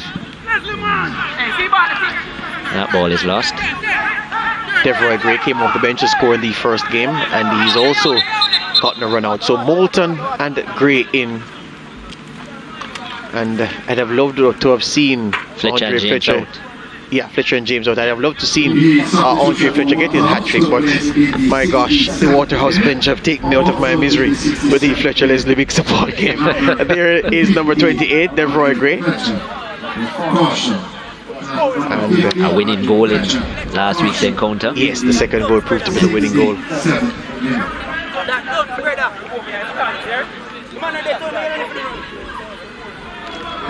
Odette Hamilton and Rudolph Speed having an argument. Speed wants to know why a particular incident wasn't a red card, because of course he wants the scales balanced, his team down to 10 men. That was never a red card. And Odette Hamilton explaining to him that that was never a red card, just like you said, Chris. Yeah. In fact, it was actually Campbell who was a bit cynical. Campbell realized that Fletcher was hot-tempered, bounced into his shoulder just to aggravate him further, and then Fletcher reacted. But that was what Fletcher was calling Odette Hamilton's attention to. Yes. He was saying, look, I was bumped by why is this man barging me? You're not doing anything about it. But then she booked him for starting the argument. And I agree with her for that, because nothing would have transpired had it not been Fletcher provoking Ling and company. So I certainly agree with Odette Hamilton for showing the yellow card, just to say, look, this is not necessary, don't get into this. Alright, you got a bump, you deserve it. Yeah. Well, alright, we were telling you that Waterhouse were leading Cavalier 2-0, and if you didn't believe, that graphic proved it. So this is the incident once again. Ling comes back to rob Fletcher of the chance to make the cross, and then he does well. He goes Ling, lippy, gesturing. And he's walking away, and then look at Campbell. Campbell is going to walk in. Campbell gives him a little bounce. But then, I just saw something else. The replays are good. Fletcher slapped Campbell on the back just to ease him off. And Odette Hamilton may have just seen that and said, you know, LeBron James it was who said, it's not the man in the class who causes the class to, well, it's not the man who struck the first blow who gets seen by the teachers, the man who reacted to the blow and strikes a blow in retaliation. Some of that involved in that. Gray, can he keep it in? No, he can't. Shoved away by Topi in the end.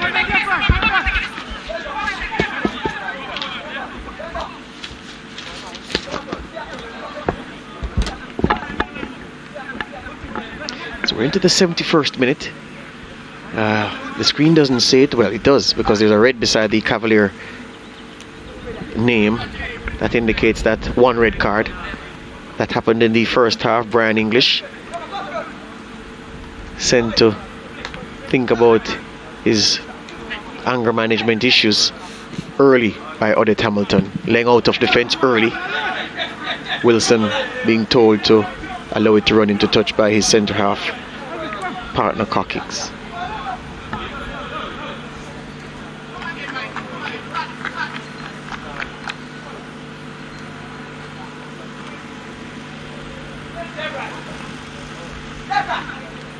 Thomas to Benbow.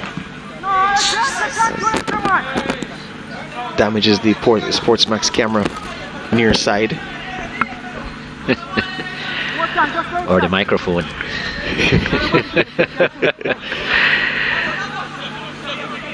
Webster.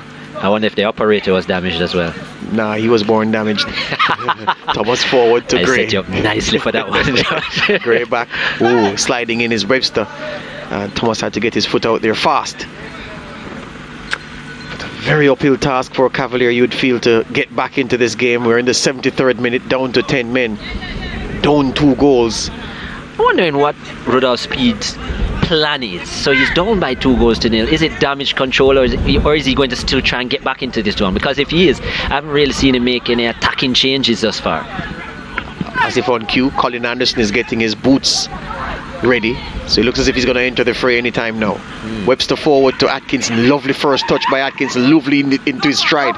Campbell sent wide though by Wilson, and Wilson cuts across, gives away a corner, but excellent defending. Yes. Not so sure I would have given Campbell. I would have allowed Campbell to go as a decoy and look to cut in, because Atkinson is very good in and around that 20-25 yard range on the right foot. Yeah. Maybe you needed to be a little selfish there. Whenever I see him, his initial control of the ball, especially when he's in motion, reminds me so much of Chevon Marsh. Yeah, the same squat player, the same touch on the ball. Yeah, anyway, here he is on corner kick duties. Goes high, looking for Campbell. The ball is met by Moulton though. Kyle Ming runs back. He'll take this throw.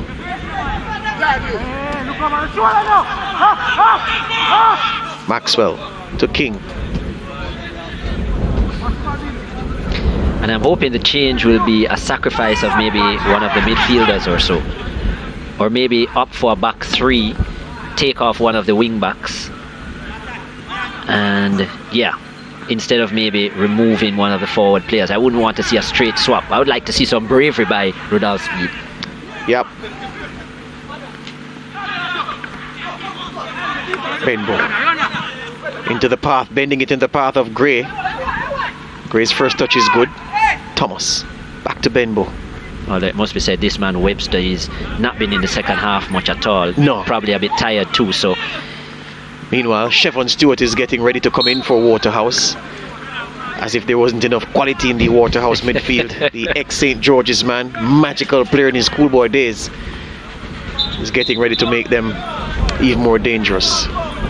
Ollie Hamilton sees the change, and he's going to come in for number 27, Chris. Leslie yes. has played very well. So the two Andres are gone. Yeah. My afternoon will only get better. In fact, the three frontline players are gone. James is out as well. Yeah, but James wasn't giving me trouble. No. But great work by the three front men for Waterhouse. Yes. And Leslie has done very well. Provider for the second goal. Yeah, well, I was going to say to you that the second goal that Fletcher scored, it was Leslie's pass inside to James. James took a touch and then laid it off for Fletcher, who was arriving late, and obviously had given him a shout. Yeah. Yep. Remember when King went and Leslie went in front of King, knocked that ball, James collected and then laid it off for Fletcher, and that was 2-0. So excellent teamwork. The three front men doing very well. Nicknamed Scarrow. And has had that name from very young in his high school days. Chevron Stewart wearing the number 10. We're number 55 last season. Just a point, Chris. Colin Anderson has come on. Leslie, beg your pardon, Dwayne Atkinson has gone off. Webster has also gone as well, and Chanel Thomas is coming in. So 2 attacking changes. Good to see. So you asked for positivity? Yes. That's positivity for you? Yes. And we did say that Webster was looking a bit tired, so he's off.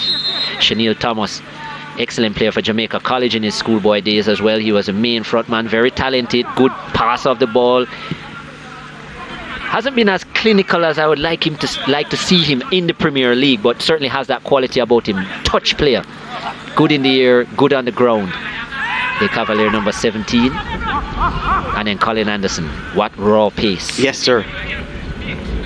Frightening power from the young man. Maybe that ball over the top is now on with him out there. Yep.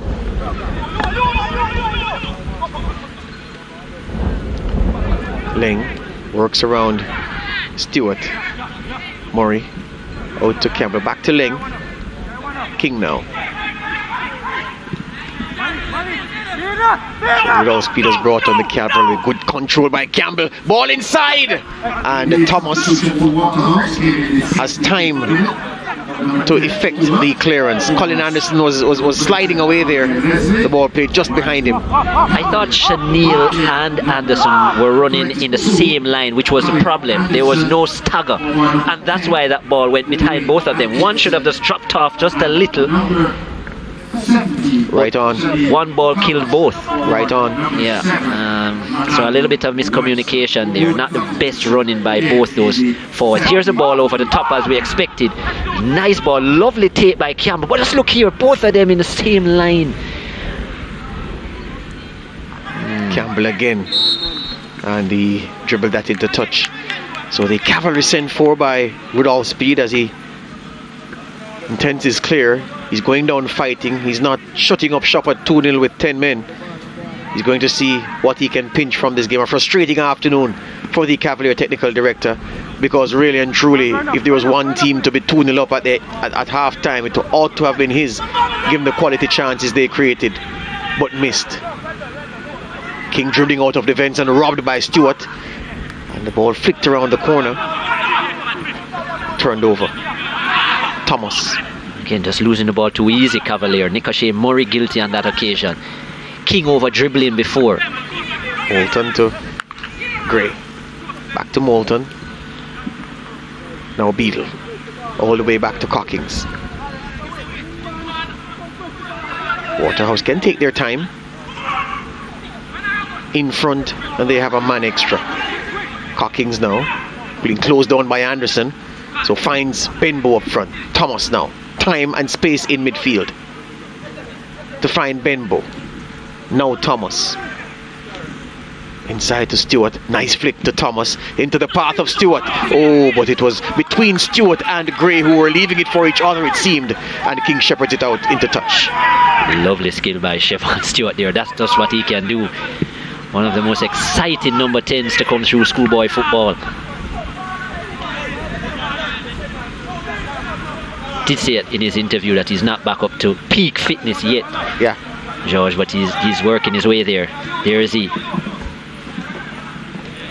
Waterhouse number 10 went away to Division 1 college in Cincinnati. Chevron Stewart. State of Ohio. Yeah. 50-50 the possession stats now, but Cavalier really wanted to be 50-50 on the score sheet. This is Benbow in some space. Maxwell comes across to challenge. Benbow looking for the back post. There wasn't a blue shirt there. This is Stewart out. Gray. And a kick and miss by Moulton. Gray and Moulton getting in each other's way. Anyway, Beadle comes forward and exchange passes with his captain. Out wide. Ball comes in looking for the back post. And it was too long. The aerial ball is just not going to work. But too many touches inside the box, I think, from Waterhouse perspective a while ago. And that's why it was closed down. Good ball in the box. Well, I would have liked to have seen it on the carpet. But just here, yeah, just need a one-time shot, actually. Yeah, but Moulton and Gray. Yeah, Moulton and Gray got in each other's way. Yeah. That pass from Stewart, Gray just needed to hit it one time with the left foot. I think that's why Stewart weighted it so well. The touch just closed down the space immediately. Nicochet Murray, I think, down. Looks like it. Maybe a dead leg or a cramp. If it's a dead leg, he's done for the day. If it's a cramp, he can get over it. So both goalkeepers, well, the Waterhouse goalkeeper, he's mostly been mentioned for the fact that he's been getting treatment for injuries. On this occasion, though, he had to pull off a good save from Dwayne Atkinson, who was aiming for his head, and Foster's hands came up to protect his head. Then he saved again from Atkinson. Sharp, low down to his right to keep that free kick out. Needed treatment after that save, Kamara Foster. And then Jadine White, point blank range, and out of Thomas's header. And then you'll see Leslie coming through, trying to claim his first off the game, but Jadine White keeping him out with his feet. Back to live action.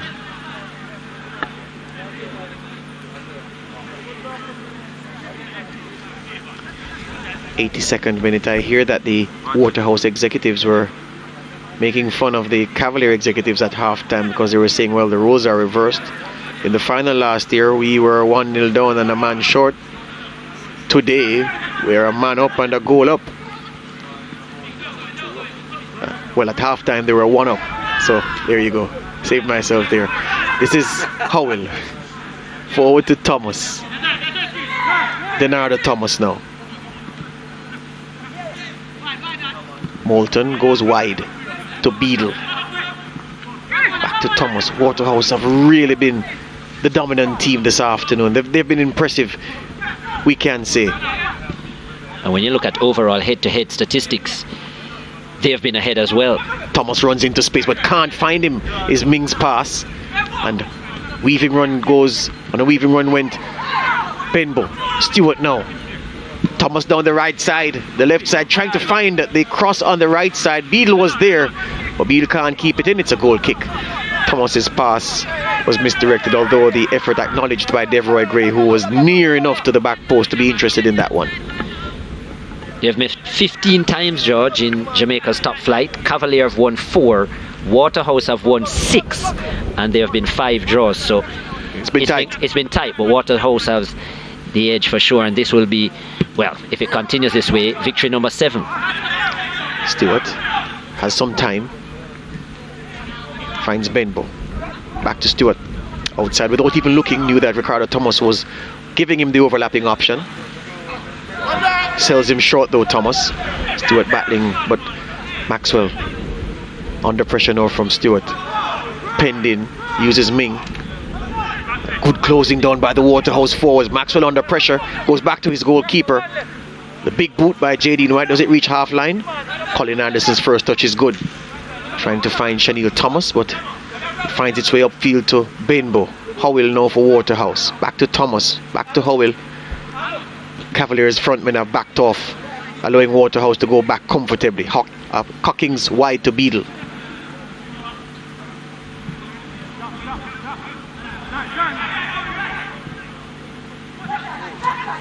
Not quite playing with the handbrake up, Waterhouse, but very, very comfortable to a man on the ball in this game. Stewart told that he can turn. He didn't need to. Nice sequence. This is Moulton. From distance, he goes low. And that will never trouble a goalkeeper of JD Noyes caliber. As we see Stephen Williams preparing to come in for Waterhouse. Another man in the midfield who can add some punch. Yeah. A bit rushed by Moulton. I actually enjoyed that build up by Waterhouse. Calm and composed, maintaining possession. Ming. Atkinson running. So to Chanel Thomas. Pays it to Atkinson. Atkinson forward. Ming continues his run, but look at Cockings. Beg your pardon, Anderson. Well, Kyle Ming and Anderson. Colin Anderson was the man who was playing that path into Ming's path. Ming had continued his run after exchanging passes with the winger. This is Ming playing the pass and continues his run, pointing into the space that he wanted it. But Cockings was over there to defend competently. Yeah. Good attempt by Anderson. Well defended by Waterhouse. 2 changes set to be made. Meanwhile, Campbell has been busy for Cavalier. Comes to this near side for this corner kick. Curling to the far post. Foster goes up and will need treatment. He's down again. Did well though with a punch, Foster.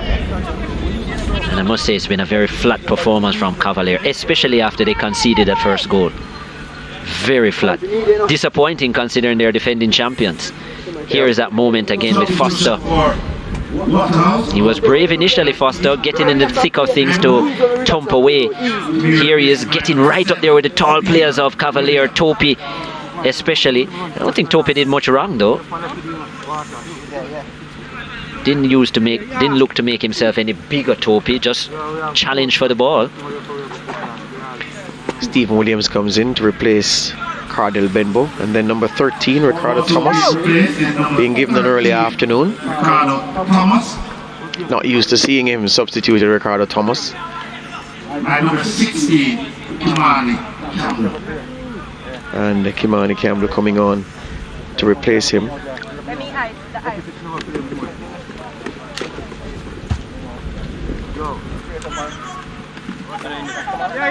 Thomas taking his own sweet time to leave the field.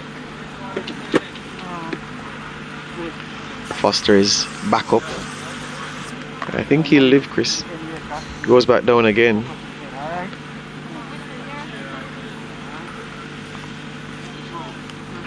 So there's young Kimani Campbell coming in to replace Ricardo Thomas.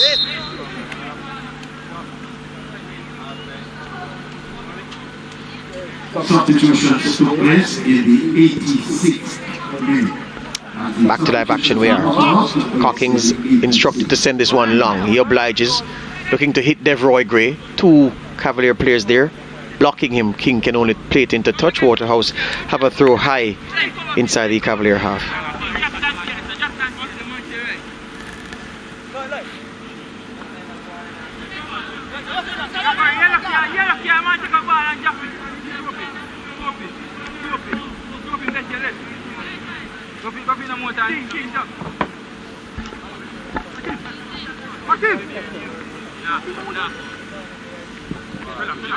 Moulton, slow cross, blocked by King. Campbell. Colin Anderson. Thomas's first touch is good. Nice touch to get away from 2 challenges. Outside back to Anderson. Needs support though. Uses Campbell. Campbell go all the way back to Murray. All the way back to Leng. You think Cavalier were the ones leading 2-0 and have a man up. Exactly. Why is it slowed down and then given away yet again? Stephen Williams now. This one popped wide for the replacement left back. Campbell. Thomas. Outside to Stephen Williams. Packs a hard shot with that right foot. Back to the youngster Campbell, to his captain Howell. Waterhouse will just look to play out the rest of this game. For a long time they've had that foot on Cavalier's throat. And they know that the team in black and white this afternoon not strong enough to squirm from beneath that foot. Cavalier have been flat. Not showing great resurgence at all, especially after conceding. Nice sequence of passes. Stephen Williams! Yeah, told you. Packs a powerful shot. I did say right foot with both feet. Yeah. He can kick them. Good power coming out of the left foot. Yep. Not a high backlift for him. Doesn't need it. Yeah, good pace behind it. Always going over though, but a lot of power. Leng. Thomas is flicking to the path of Campbell, but it's misdirected. Finds its way to Cocking. Who goes to Beadle. Howell. Back to Beadle. Beadle can go all the way back. Howell. Thomas. Skips away from Chanel Thomas, the namesake. Good turn by Stewart. Just to keep possession there. Everything he does, Chevron Stewart suggests ball general. Yes. And I really hope to see the moment in the season when he's a regular part of this Waterhouse team. I think he makes them stronger. Here's Stephen Williams back to... Ball comes out to the young Campbell. Well, he has that quality touch and pass in and around the 18-yard area. Devroy Gray now with Topi for company. Back to Campbell, wrong-footed by the misdirection. Does well to keep it in. The referee says no. The assistant on this near side didn't see anything wrong. The referee determining that the ball had crossed the line. Oh, she said handball. Oh, when he slipped, yes. Okay. Yes, and she's correct. Because it certainly didn't cross the line. So and there was no signal from her assistant. Colin Mosley there. Yeah. And Elvis Wilson went high and crashed into the Cavaliers man. Waterhouse must be happy and Marcel Gill with their performance. I mean, yes, not the first 10 minutes where they conceded so much chances, but since then they have been excellent. They've controlled the game slowly but surely. Nakashi Murray leaves the field for Cavalier. They've taken care of possession. They've taken their chances as well, and they've created some others which they probably should have scored. Yep, and Jerome McCleary comes in to replace him. Yeah, Cavalier will just have to write off this afternoon. Not their day at all. No. And we could tell because the way those two chances were missed didn't suggest a team that was really at the races. And even though they won the first game, they missed a lot of chances in that game as well, which is what David Layla spoke about. Campbell pumps this forward. The white shirted players go up, and the ball still loose in the box. Can't find its way in the net though. And a goal kick in the end. Couldn't even see the ball. Yeah, I almost said white heads. The white shirts went up, so this is what happened. Good save by Foster. Yes. Topi sent it goalwards. It was a double save by Foster. Yeah, Len was trying to flick it. Yes. I think, Topi got in the mix here. Then there was a back heel by Leng, and who was coming in at the far post? Well, I saw three chances. I think that's Anderson. Topi's header. Anderson got the second bite, then Leng the third time. Look at Anderson coming in here, just trying to get in that boot. That was Anderson at the post. Well done by Foster. Two good saves there. He's been good, Foster. He's been on the turf quite a bit. I was for one reason or the other. I was going to say to you, surprised Foster didn't go down there, but he did his job. He went down to make the save though. He did his job, the Waterhouse goalkeeper. We've been giving him stick, but he's done what he's been called upon to do with competence.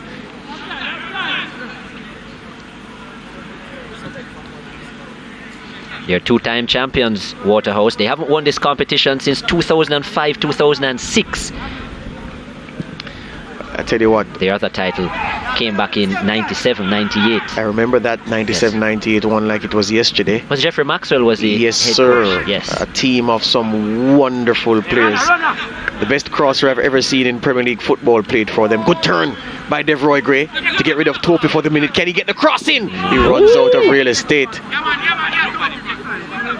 and crashed into the sponsors board. Collide with Topi at all. Like a giant. Topi sent him to have a whopper. Yeah, I was telling you that the best crosser I've seen in Premier League football history in Jamaica would have to be Davian Powell, who played on that Waterhouse team. Yes. 97-98. Surprised that Waterhouse have won more titles. They have actually been finalists 4 times. And then the midfield general, of course, Hugh Bingy Blair. Yes. You know, players that they say of them, Chris, that their brains are big. Their brain is big, their head is big, and you extend their arms to show the size of the brain. Bingy Blair had a huge footballing brain. Well, you know, he won the title in 97-98, and then he was part of the coaching staff in 2005 and 6. He was the assistant coach initially, then he took over the reins. Yep. Bingy Blair. Nice footballer. So 2 goals for Andre Fletcher. Has to be the man of the match this afternoon. In a game where chances have not been taken, especially by the boys in white and black. And he did create a couple that weren't taken as well. Fletcher showed them how to finish. Yeah. Has to be the man of the match. Gray fouled by Topi. There should be a mention for Leslie, I think, as well, who played really well. Of course, not the man of the match, but just to say that he had a very good game in number 27. And I'll tell you that Javon James also played very well. The Waterhouse front 3, I don't think Marcel Gale could have asked for anything more from them. He got 2 goals from one, he got an assist from the other 2. Yeah. He really can't complain with their contribution. Into the 96th minute. We're just going through the motions in this fixture, because Waterhouse did the job a long time ago, and Cavalier created 2 very good chances, but in total they just didn't play this afternoon. They just didn't play, weren't at the races. Howell winds up that effort. He should be made to go and retrieve the ball himself in those bushes behind the goal. He might not return this evening. There you go. The captain enjoying himself. Good game by him in that midfield. Not a lot of fuss, and perhaps the Waterhouse sentiment will be, Chris, that they thought it would be more difficult against the Cavalier team, that the quality isn't in doubt, but this evening just not producing it. Laying under pressure from Moulton, and Devroy Gray gets there before JD White, who hauls him down, and I don't know what JD White is protesting. He literally grabbed Devroy Gray and flung him to the floor. It's a penalty, for sure. As we saw it, we were both on the same page. And you don't usually see JD White so reckless. He's actually pretty skillful at his handwork. I like the era where Stephen Williams put this ball in, because that's what caused the pressure. Look at this. Slap to the face. He did play the ball initially, but then there was a follow through. Look at the arm here. He gets to the ball here to push it around Gray, but he catches it. He catches it. That has to be a foul. It probably looked worse in real time. Yeah. And we're not saying JD White is a bad player, dirty player, because he isn't. He was just trying to clear his lines and got that one wrong. Play the ball first. There was a follow through that did catch Gray. Gray obviously made the most of it as well. But come on, Chris. But there was a follow through with the arm. If you get a gloved, a slap with a gloved hand in your face like that from a big man like JD White, who's not trying to finesse the ball away, he's trying to slap the ball away, you're gonna go down. So there was no malice in it whatsoever. But the follow through. The follow through. And I think that's an acceptable call for sure from Odette Hamilton. For sure.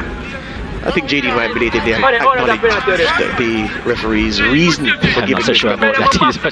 He's still demonstrating. He's quite upset. Well, he can save it. That's what he can try and do. He can save it. Anyway, Chevon Stewart against JD White, former schoolboy stars, facing off in this Jamaica Premier League. Stewart to put icing on a very richly textured cake for Waterhouse. Stewart against White, and Stewart triumphs. That's 3-0. Stewart off the bench, gets his first of the season. Didn't start the first game, got some playing time. Didn't start today, introduced in the second half, and he makes his presence well and truly felt. The record books will show that Chevron Stewart scored in the 99th minute of this JPL game to give his team a 3-0 lead and the win. What's happening now? Odette Hamilton is going to her back pocket, is she? She's given Topi a red card, I think. Wow. Was for something he said, may have been. May have been for something he said. Wow. Things have gotten out of hand. Yeah. Kyle Mini is trying to control them. And Ling needs to be careful as well. He's clapping the referee. And he needs to make sure that he doesn't pick up a card. But Topi is off. Yep. Colin Anderson applauding the referee. I've seen players sent off for that. Mingnos telling him to cool it. Sarcastic applause from Colin Anderson, and he's still doing it. But Hamilton has walked away from the scene of the crime. But Jamoy Topi gets a red card for what, Chris? Chevron Stewart scores a penalty. The players are turning to walk back to the center circle, and their big center half gets a red card, a straight red card. Wow. 90+9 and 4. I must say I didn't see exactly what happened or didn't hear what was said, but this is the incident. Yeah. So Odette Hamilton is writing in her book as we get the whistle for full time. Topi walks towards her, and he's saying something. He said something to her. He said something to her at this point, and she showed him the red card. So it's for dissent.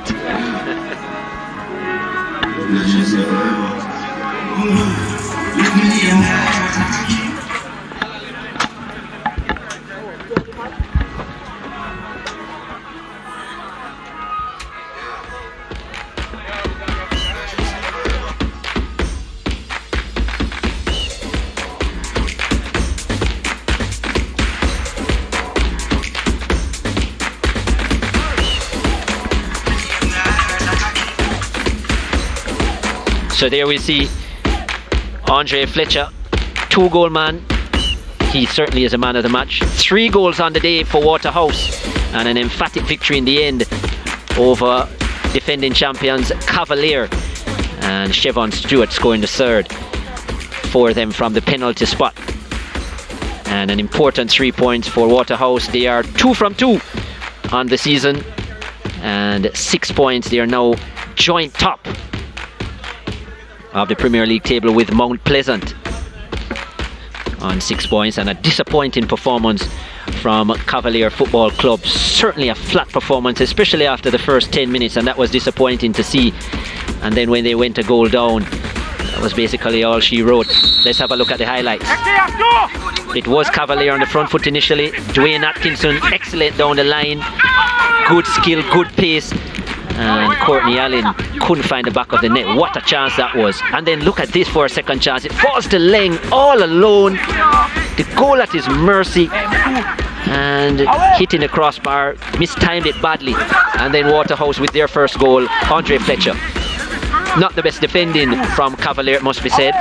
Weak challenge by Leng. King just waltzing around, not aware enough. Richard King, the number 4. And Fletcher making the most of it. Composed finish between the legs of Jadine White. 1-0 after 17 minutes. And that was certainly against the run of play. And it just fell apart for Cavalier after this. Look at this. Disgraceful challenge by Brian English, and a straight red card from Odette Hamilton. Just swinging the arm.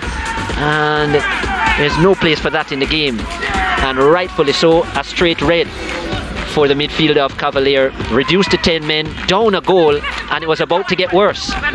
Leslie down the flank, again poor defending by King. Good reaction by Leslie, and what a finish by Fletcher. Composed to the far triangle. Yeah, lovely finish. 2 on the day for him, 3 on the season for Andre Fletcher. Jadine White, no chance, and he's wondering what kind of defending was happening in his box. Cavalier, they created a couple chances. Dwayne Atkinson was a highlight for them in spurts. 2 chances, first with the left foot, then with the right from the dead ball, in which he's so talented. Couldn't get past Foster, who had a good day between the sticks. Jadine White with an excellent save. Point blank range that was. And then another save with a boot. That was from Leslie before he came off. And One of the few chances in the second half for Cavalier. A real bundle in the box. Kemar Foster did well. It was a double save. Here was a chance from Topi. Leng with the back heel. And Foster said, no, no, no. I'm not allowing anything between my sticks today. Then Leng, mistime clearance. And Jadine White across the face of Gray. Odette Hamilton pointed to the spot, rightfully so. And Chevon Stewart came on as a substitute. Added time. The pace beating White to his left. And 3-0 for Waterhouse. And what a performance this is for last year's finalist. Chevon Stewart, a kiss to the camera. After 90 minutes, Waterhouse 3, Cavalier 0. And then we see Topi there, right at the end of the game. A ridiculous comment, obviously, to Odette Hamilton. We couldn't really pick up what he said, but obviously dissent and a straight red card for him as well. So 2 players will be out for Cavalier. And not the way you would have wanted to end the game. Full-time stats, 3-0 to Waterhouse, 19 shots, 5 on target for them, 9 on target from 14 attempts for Cavalier, but they couldn't make any count. Some 16 fouls, 1 yellow card each, and 2 red cards for Cavalier, English and Topi, and 6 corners. They just couldn't get it going, Cavalier, on the attacking end. And Waterhouse with majority of the possession, 59% possession, and Waterhouse after 90 minutes win by 3-0. Let's hear from George. He's with our man of the match, Andre Fletcher. Thank you very much, Chris. Andre, 2 goals for you this afternoon. It looked like you were enjoying yourself out there. Talk to me about the game. First and foremost, I have to give God thanks to be the man of the match. I've been putting a whole lot of work, so a game like this for me today was expected from me. Yeah, and you have 3 goals on the season so far. Much more to come? Much more to come, definitely. All right, congratulations, Andre. All right, thank you very much. Good, Andre Fletcher. There are 2 goals on the afternoon. He has 3 for the season, joint leading scorer with Warner Brown, the Tivoli Gardens striker. And it's good to see the young strikers up and running early in the campaign. David Layla walks into the shot with me. David, you're going to have better days than today. Really bad day. 2 glorious chances missed early, and the team just didn't pick up from there. And the 2 yellow and the 2 red cards to boot. Yeah, well, I think the team also went to got a look at the discipline, so I guess you see the result. Yeah, and how do you pick them up from here? Well, we just have to go back to the drawing board, as they always say, but nevertheless, we'll come better next time. Yeah, and the red card to Topi at the end must have been especially grieving for you, given that the game was almost done, but he got himself sent off. Yeah, it's part of the nature of the game, you know. We have referee and we have player, and so we have to look at what happened, the incidents, and the referee have to do what they have to do, and player have to do what they have to do. We don't know what, I really don't know what took place, but at the end of the day, I think it was a senseless red card, whichever way it turned out. Thank you very much, David. All the best. All right. David Layla there, the assistant coach at the Cavalier team. Marcel Fuzzygale walks in now. Marcel, 3-0, job well done, and for large parts of this game, your team was comfortable. To God be the glory. All things as great as him. Today we stuck to the game plan, and I think, as I said earlier on in the interview, we work all week in training this week, working on what he said took place out there today. So it's a testimony of what happened in training this week. Yeah, we have no time, but I have to ask you quickly, the comment from you on the 2-hole man, Andre Fletcher's performance. Wonderful. I mean, he's working hard in training, so today he come deliver, and that was good. All right, thank you very much. Marcel Gale there. Back to you, Chris. So you've heard from the coaches. That's it for match 1 here at the Horace Burrell, Captain Horace Burrell Centre of Excellence at the UEMONA campus. 3-0 to Waterhouse after 90 minutes over defending champions Cavalier.